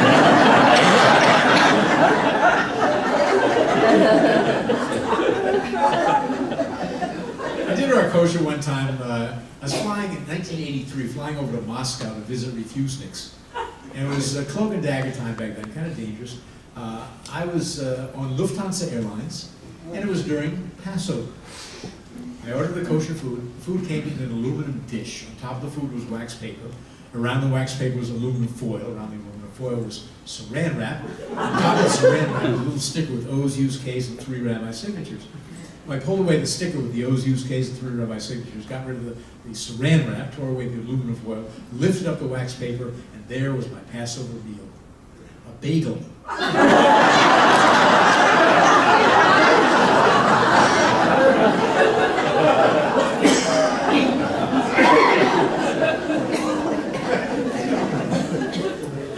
Last time I was in Israel was about a year and a half ago. I went because my wife and I have been very involved in the Israel Guide Dog Center. You can look it up. The Israel Guide Dog Center. It's a wonderful organization.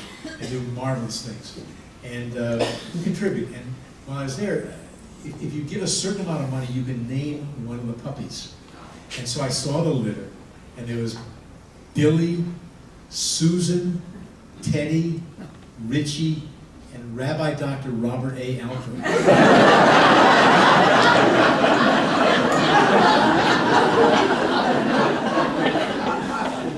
No, actually you can't name a dog, but you can contribute. I hope you will. It's a great group. As I was walking back to my hotel in Tel Aviv, I saw there was a homeless woman sitting on a park bench. I took all my coins out and I offered them. She said, 5 shekel minimum.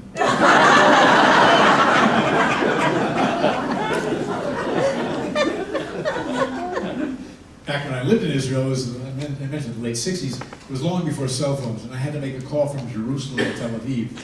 I dialed the number, I heard a voice say, "Please deposit 8 tokens." I said, "Gee, I only have 7. The voice said, "All right, I take 7.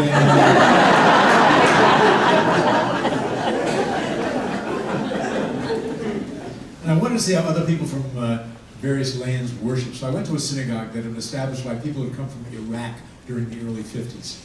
And everything went very nicely. I sat next to a guy my age. When he sat, I sat. When he stood, I stood.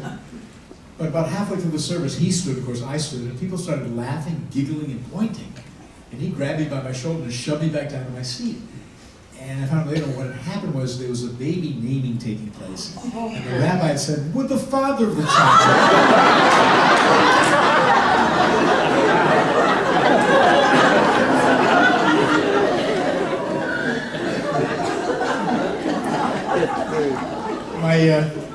My first congregation was in Buffalo, New York. I was there during the famous blizzard of 1977. It began snowing on a Friday morning. I drove downtown to the synagogue. It snowed all morning, all afternoon, all evening. That night I conducted Sabbath services for the custodian. I couldn't get out that night. I couldn't get out the next morning. Finally, the next afternoon, I was able to slowly make my way home. It was during those 30 hours trapped in the synagogue that I learned the true meaning of the words, "And I shall dwell in the house of the Lord."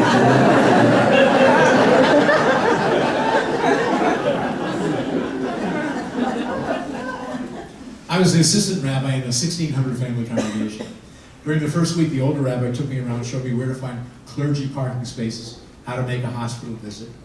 As we approached the room of one of our congregants, we could see from a distance that apparently he was feeling better because he was standing by the side of his bed using a portable urinal.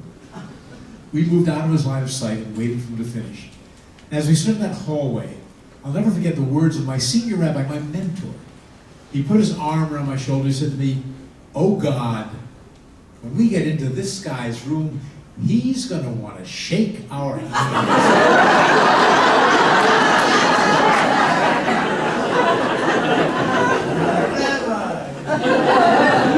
That's when I decided to become the hugging rabbi. My son was little. His kindergarten teacher told me she invited the Jewish father of one of the other kids to come in and talk about holidays. And at a certain point he said, "Does anyone here know what Hanukkah is?" Exactly. "Of course I know what Hanukkah is. My dad owns a temple."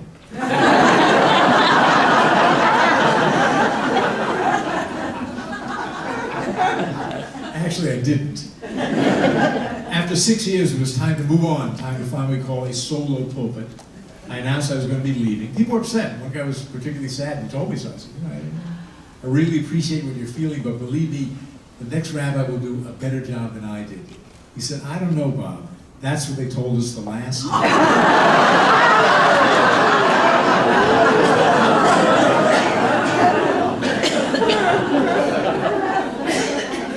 So I had some interviews and finally was invited to serve a congregation in Philadelphia, Congregation Beth Or.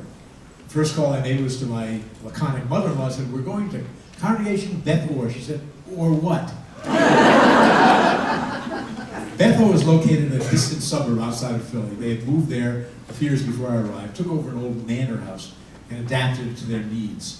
Unfortunately, because of architectural and financial limitations, it meant that instead of praying facing the east towards Jerusalem, we were all praying facing the south. I had theological issues, but at least I realized we'd all be praying facing the land of our ancestors, Boca.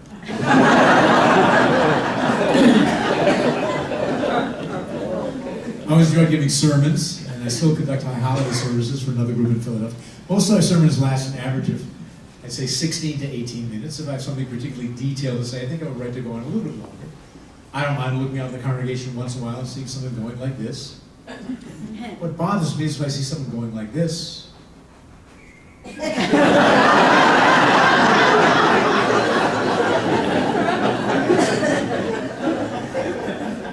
came up to me one time and said, "Rabbi, your sermon was absolutely superfluous." I said, "Thank you. Some of it will be published posthumously." She said, "Wonderful. I can't wait." I think it was the same woman another time. She said, "You know, Rabbi, each one of your sermons is better than the next." Think about that. This is the second artist I've ever done. During one of my first weeks, a man came up to me after services, shook my hand, he said, "Shabbat Shalom, have a good Sabbath.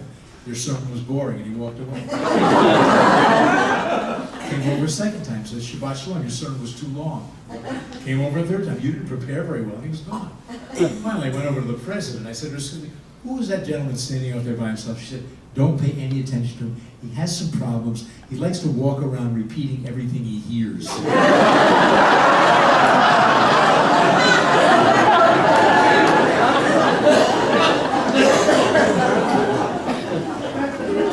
And I think it must have been a teenager. I walked into the men's room, and on the electric hand dryer that blows hot air, someone had put a little yellow post-it reading, press here for a message from the rabbi.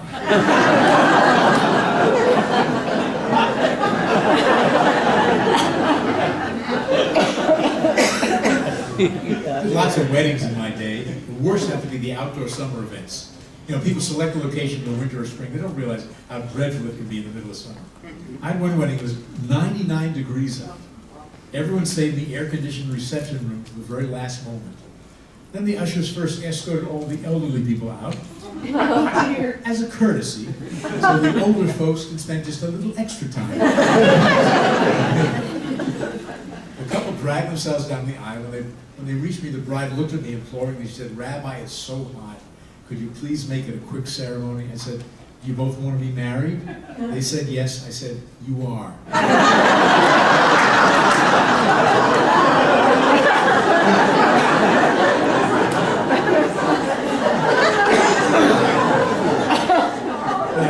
A very nervous groom. I said, Phil, would you please face Nancy and recite the vows? He said,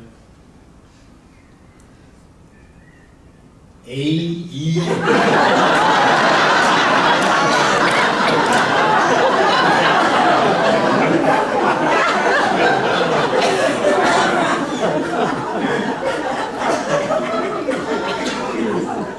I was leaving a funeral home when a man came up to me and said, Rabbi, your eulogy for my aunt was wonderful. She would have loved it.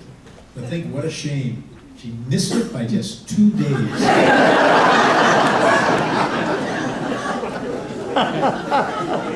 It was in my study, the phone rang. What was it? Rabbi, how long after my husband's funeral must I wait before I can start dating? I said, knock there, said, just a minute. She said, thank you.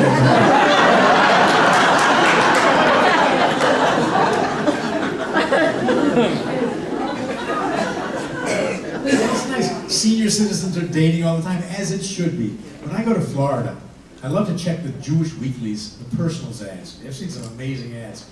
One read something like, I'm 83 with a 2-year-old left hip.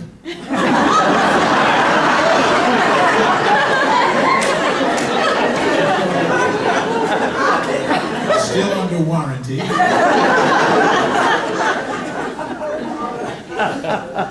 Formerly 5'3", now petite 4'1". And even some of the younger people, middle-aged people. One ad said, strike a sophisticated, slender blonde, former model from the Midwest, looking to meet charming, intelligent, fun-loving, self-sufficient gentleman, 50 to 65, for a mature relationship. Must have positive cash flow, a substantial amount of stocks and bonds, and have a terminal disease with no known heirs.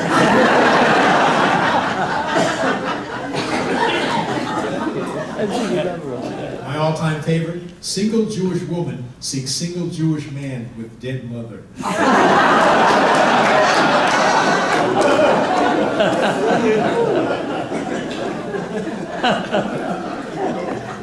Kids are fun. Love playing. I was during Passover again, right in the middle of Passover, remembering all these Passover stories. I went into the preschool, and I was trying to explain to them the difference between being a slave and being free. When I finished, I said, now, how many of you are free? And they all raised their hand, except one little boy in the front. I said, aren't you free? He said, no, I'm 4!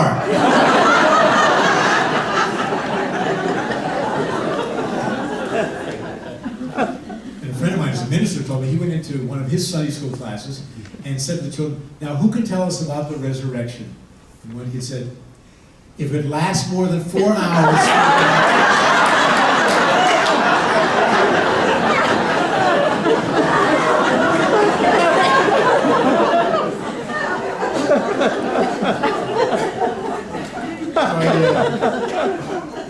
I travel a lot. Most of the time I fly, as I did to come out here. occasionally if I have shows around New England or New York State, I drive. And I had some shows last winter, and the heater in my car was not working right. I called my mechanic and said, if you get it down here, we're going to close pretty soon, but I think I can fix it. So I put on this hat that I picked up in Russia, this Russian fur hat with the ear flaps that go out to the side, little strings that hang down. And I was in a hurry, and it was cold. I wasn't paying attention. Suddenly these flashing blue and red lights coming up behind me. Well, whenever that happens, I do three things automatically. Pull over to the side of the road, find my registration, and of course place my clergy sign on the dashboard. The officer walked over to the car, looked at the clergy sign, looked at me in my hat, looked back at the clergy sign and said, what are you, comedian?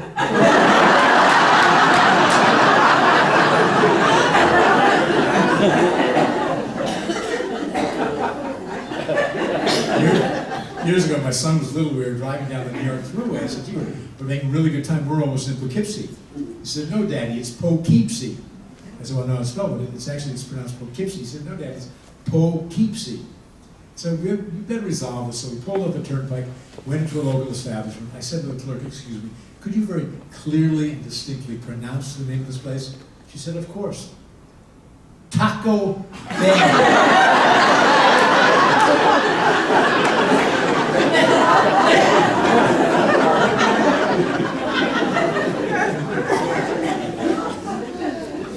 When I fly, it's usually out of Albany, New York. It's a mid-sized airport, about an hour and a half from our house. It's the price you pay for living in rural Vermont, but we're more than willing to pay. But occasionally, I can take a plane out of Rutland, Vermont, which is only 25 minutes door to door, free parking. They have limited service. They have a 9-passenger plane, goes in and out of Boston 3 times a day that you can connect if you're going across the country or whatever. And I'm there often enough so that they know me. In fact, this past winter, one of the TSA guys was going through my suitcase. He looked up and he said, you know, Bob, it's pretty chilly out. You should have packed your gray V-neck sweater. And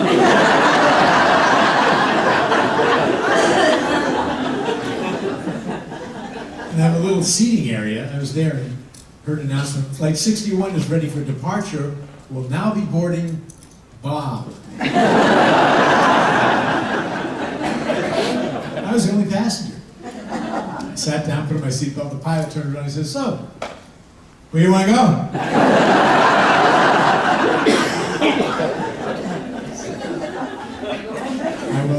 I'll never ever again fly Aero Mexico. From that. But we went down to Cancun. On the way back, for the entire flight, nauseated people kept running up to me. And the reason was, just before we took off, the flight attendant announced, for air sickness, take a bag from the seat pocket in front of Jew.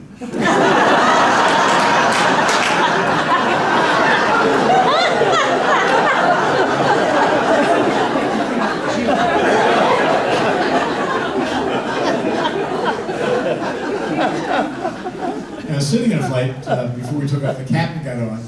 He said that we have some very special guests on board. Harold and Rita Baxter are celebrating their 50th wedding anniversary. They're sitting in seats 3B and 27B.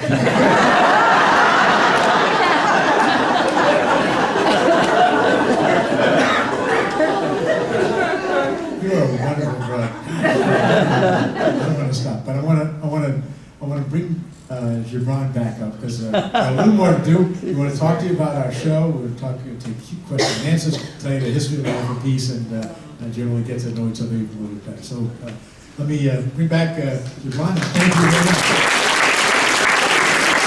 So this whole thing began back in 2001, December 2001. I hired a publicist in Los Angeles for a few months. And the purpose of the publicist is to raise the performer's visibility. She was not particularly effective. Basically, she got me into the witness protection program. But one day she said, I got this great idea. Why don't you do a show with a Muslim and Arab comedian? And I said to her, do you have any other ideas? And it wasn't the idea of working with a Muslim and Arab comedian. The idea was working with another comedian, because comedians can be kind of neurotic. But she persevered, even though I told her no. And against my wishes, she found a comedian. We swapped videotapes across the country, it was way back then. And he came east, we did a show, and that was the beginning. hundreds of shows. And I've had the pleasure of working with a number of fabulous Muslim comedians. The last I think they think you're talking about me, Bob. There's a lot of build up, and they're like, wait, so who is this guy?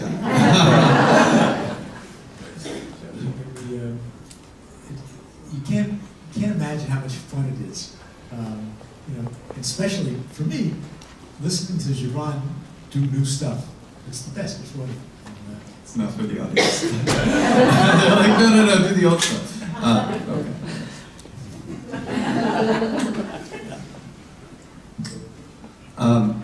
So when Bob was talking about 2001, I wasn't even doing comedy then.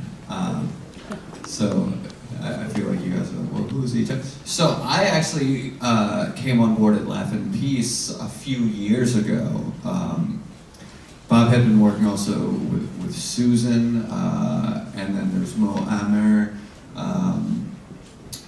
Ahmed. These are some of the other people that Bob has worked with in the past. All amazing comedians who've all grown to become even stronger and stronger. And then a couple of years ago, I think Bob was looking for another comedian, and he reached out to me, and then we got along, and then I started doing these shows. And it's awesome to just come out to different... We're at a temple. I don't know if you guys know this or not. But that's cool. That's cool for me too, because I wouldn't normally be doing a comedy show on a Monday night at a temple in Illinois. But for me, it's like amazing because I get to travel, I get to meet more people, and I love doing comedy in front of people, and I love doing jokes about so many different things that brings people together or points out things, and I feel like Laugh in Peace, it kind of makes fun of a lot of things, importantly yourself in a way to make things. So I was happy to be on board with Bob when he reached out to me, because it's like, oh, he's trying to do something good, and this is a great thing. You've encountered amazing moments in this whole process. I did a show at Georgia Tech, and backstage before the show, the president of the Hillel, the Jewish group, and the president of the Muslim Student Association, believe it or not, the Muslim group, they use that name. Yeah, Muslim MSN. They were the sponsors. Those were the organizations that brought us there. And I overheard the two of them talking. They were planning where they were going to go out for dinner after the show.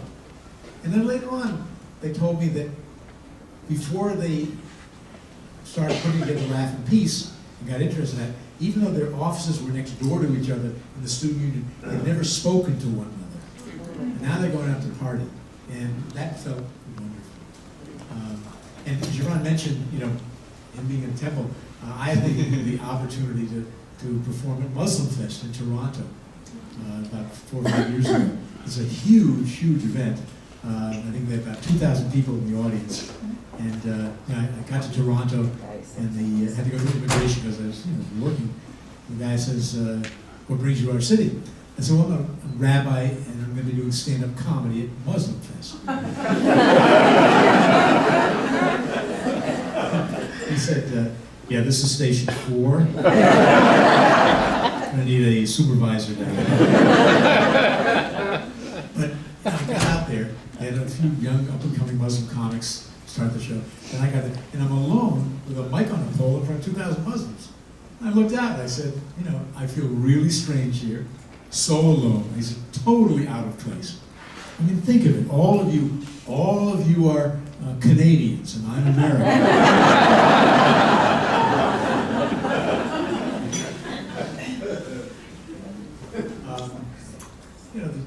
It's been a lot of fun. And even the day before, I was talking with one of the comics lives in LA, and I said, so what's new in LA? He said, yeah. I said, Justin Timberlake in Starbucks. What's new in Vermont? I said, a moose crossed my driveway.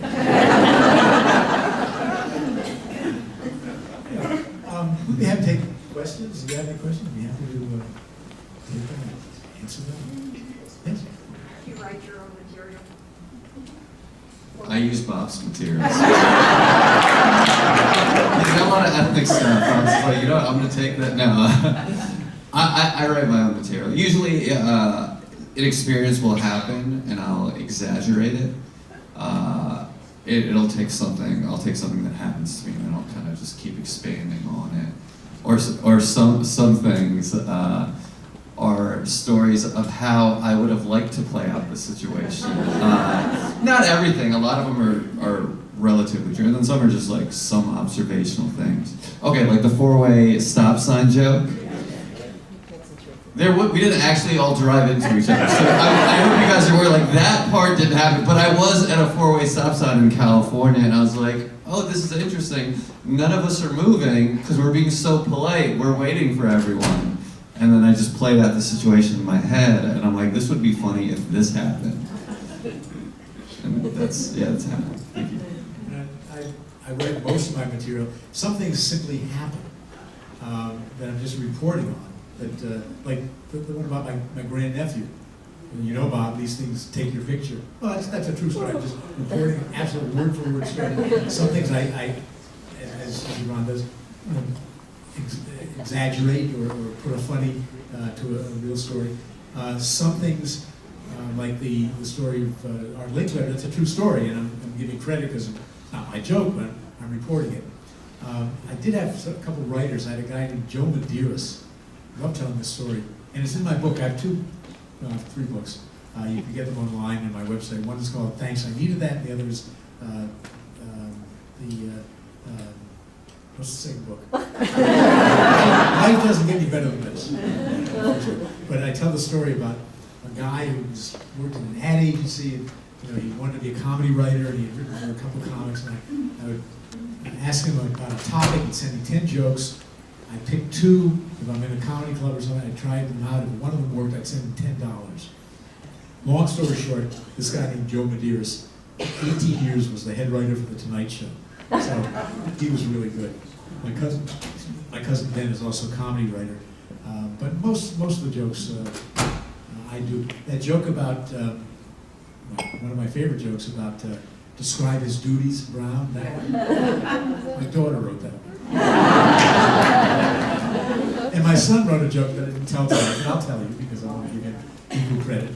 I talk about my mother who fell in love when she was a widow at 84, and he was 88. And they met in the traditional way at a mutual friend's funeral. And she was like a kid. She said, Bob, he calls me twice a day. I said, great, then, Mom, that's somewhere between disinterest and stalking. But here's the joke my son wrote. My mother told Zach, my son, that for their first date, which was on Valentine's Day, she was going to give Ted, her boyfriend, a bracelet. And Zach said, what's it going to say on it? Allergic to penicillin?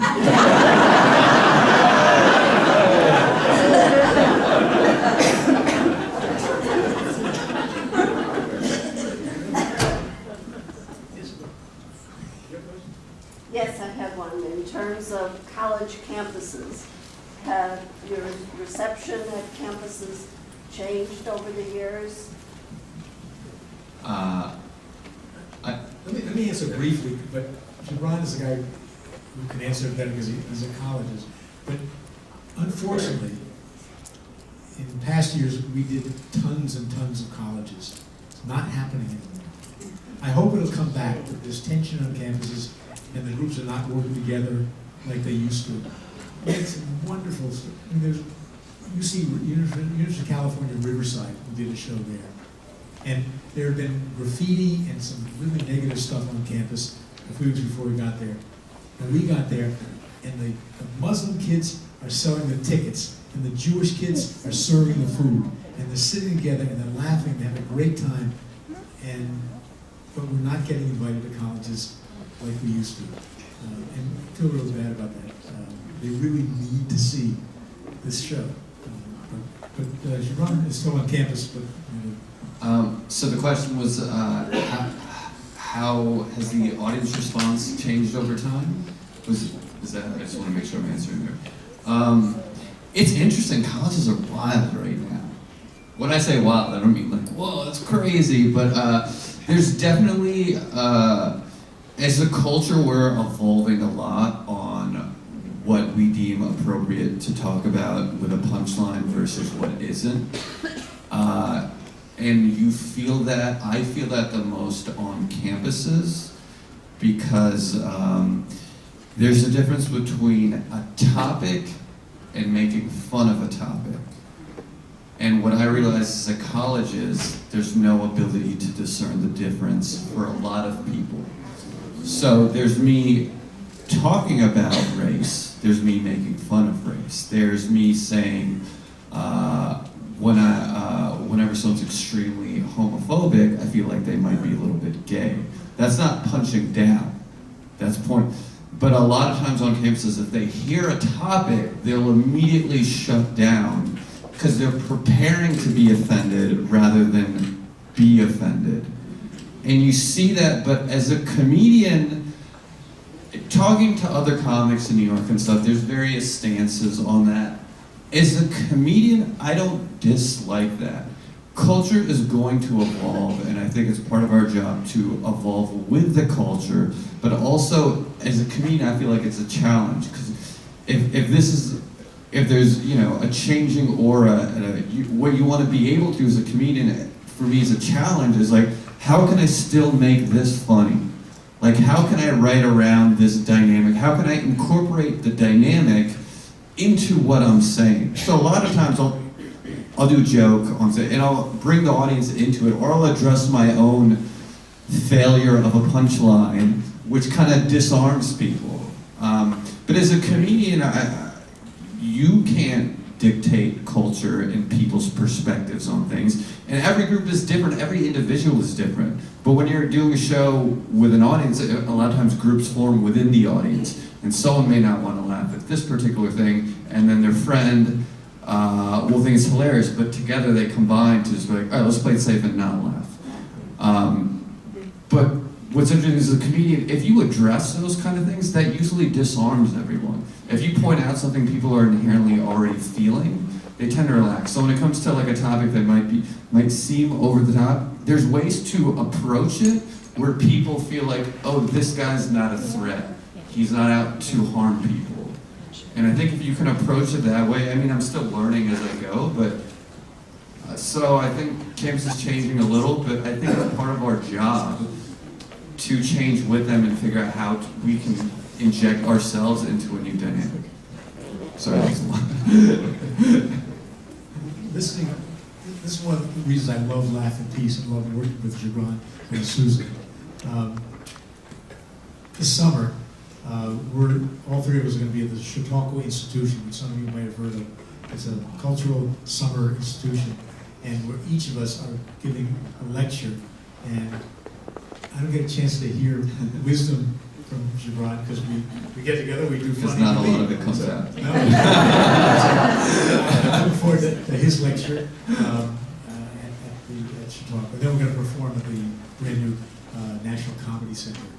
That's coming up. But yeah, there's this. In the home of Lucille Ball. Not her home, but Lucille Ball in Jamestown. My feeling always is that comedy is not just diversion, there's a holiness to it. There's something very special. And I'll tell you one quick story that has meant more to me than any other thing that happened during my comedy career. I did a show, and there was a woman in the show who I knew to be dying of cancer. And she came up after the show and she said to me, you know, she said, for an hour and a half, I forgot I was sick. So that's what it is. And then I went on stage and she was like, actually, I remember now. At least you like one person.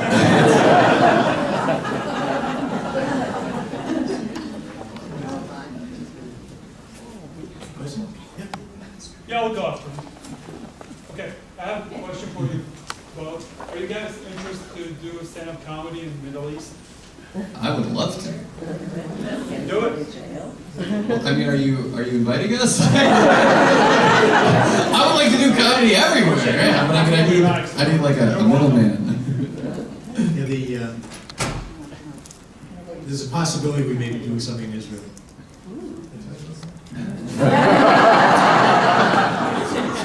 Okay, cool.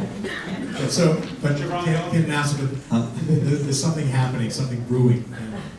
Just last week, so there's a possibility. But we'd love to do it all over Because, you know, comedy, especially non-offensive comedy, not hurtful comedy, it brings people together.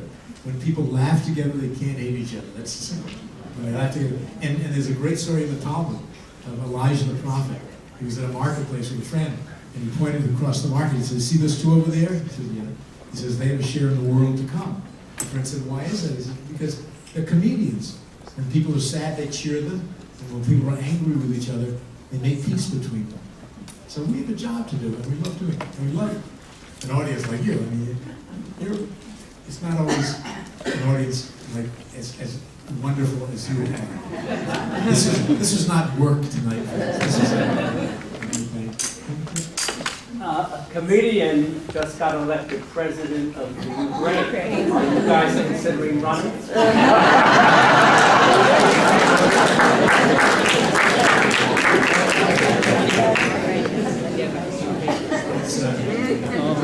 Who would have thought it? Of Jewish background too. But, I didn't hear the end of your sentence. So a comedian got elected to. No. Before who got? The president of Ukraine. Oh, of Ukraine. Okay. I thought that was like a Donald Trump reference, and I was like, okay. And then there was like more serious, and I was like, I don't know what you're talking about. I did not know that. I think I vaguely yesterday. Wow. I did. Was he a good comedian?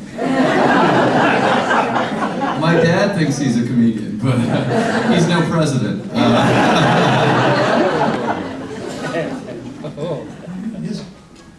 I was just wondering, the purpose of your comedy is to bring people together, build bridges and so on.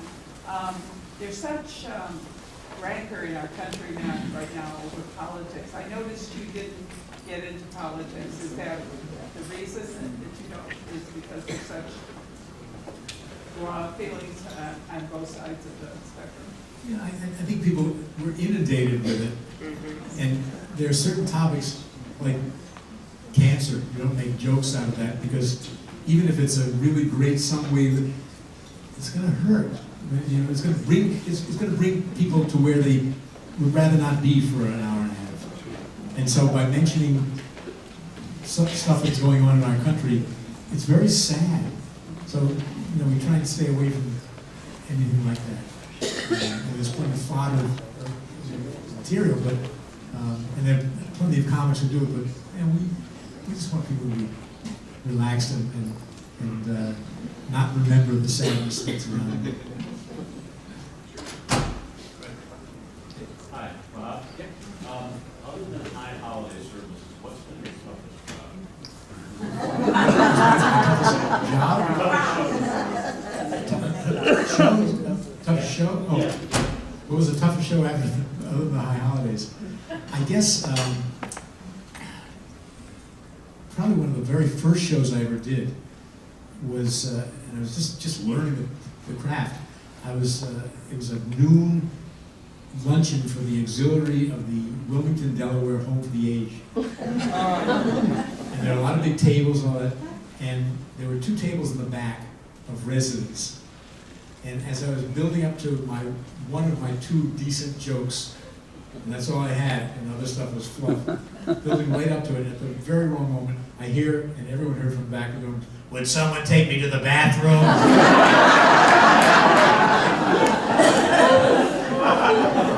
That was a hard show. The second hard show, I did one thing at the Jewish Center in Miami, where I did a deal where I would take half of the income or whatever, you know, just to get, and only 12 people showed up. It was an invitation. 12 people showed up, of whom 3 were caregivers. One spoke English. Have you guys ever, or other comedians, taken an improv approach so that the audience is throwing out what's on their mind in terms of religious conflict or anything? Oh, you asked the audience for a topic. Is that what you That's mean? called improv. Yeah. Well, there's different things for teaching me. There's different, because there's also like a riffing when you're just like improvising off the spot, talking about what you want to talk about. But I meant from a perspective of each religion on stage at the same time, responding and acting on, and pulling off of each other. That scares me to death. I would never do that. I can't, because it's so scary.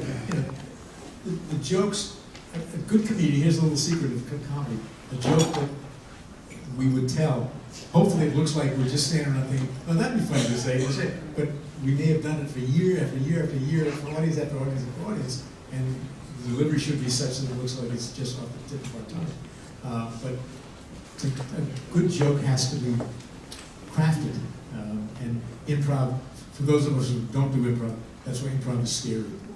I think doing like Q&A of asking people topics, I think it would be less of a comedy show, but it would have fun in it. It would just be like a panel then at that point, more informational rather than, yeah, because otherwise we just have our own jokes and then we just wait for someone to have the topic and they're like, oh, good, I wrote about my dog, so, like, yeah. I'll take one more, and then we're going to wrap things up. I just want to say I appreciate such a long, really funny show with no foul language.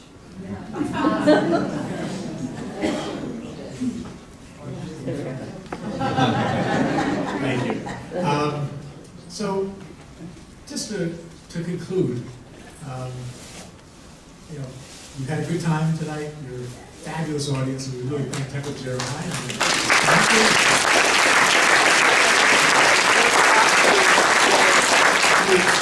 One more thing we want to share with you. In the course of our work and the course of our friendship, we realized that there are tensions between our communities. And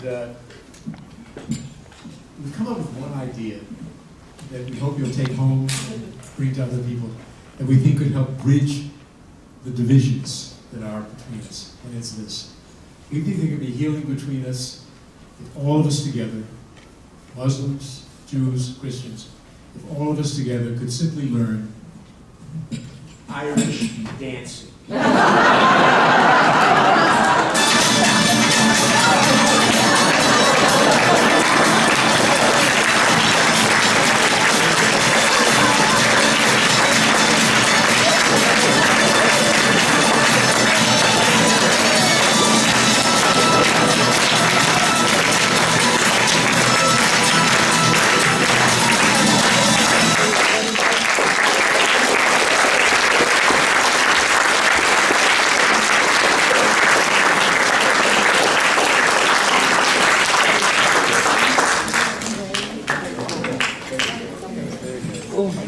Again, thank you, Bob. Thank you, Gibran, for a wonderful, wonderful evening and for this opportunity to laugh together, to laugh in peace. And thank the Golder family for making all of this possible. Thank all of our partner organizations, congregations. We look forward to many more opportunities to be together, to learn together, to grow together, and to laugh together as well.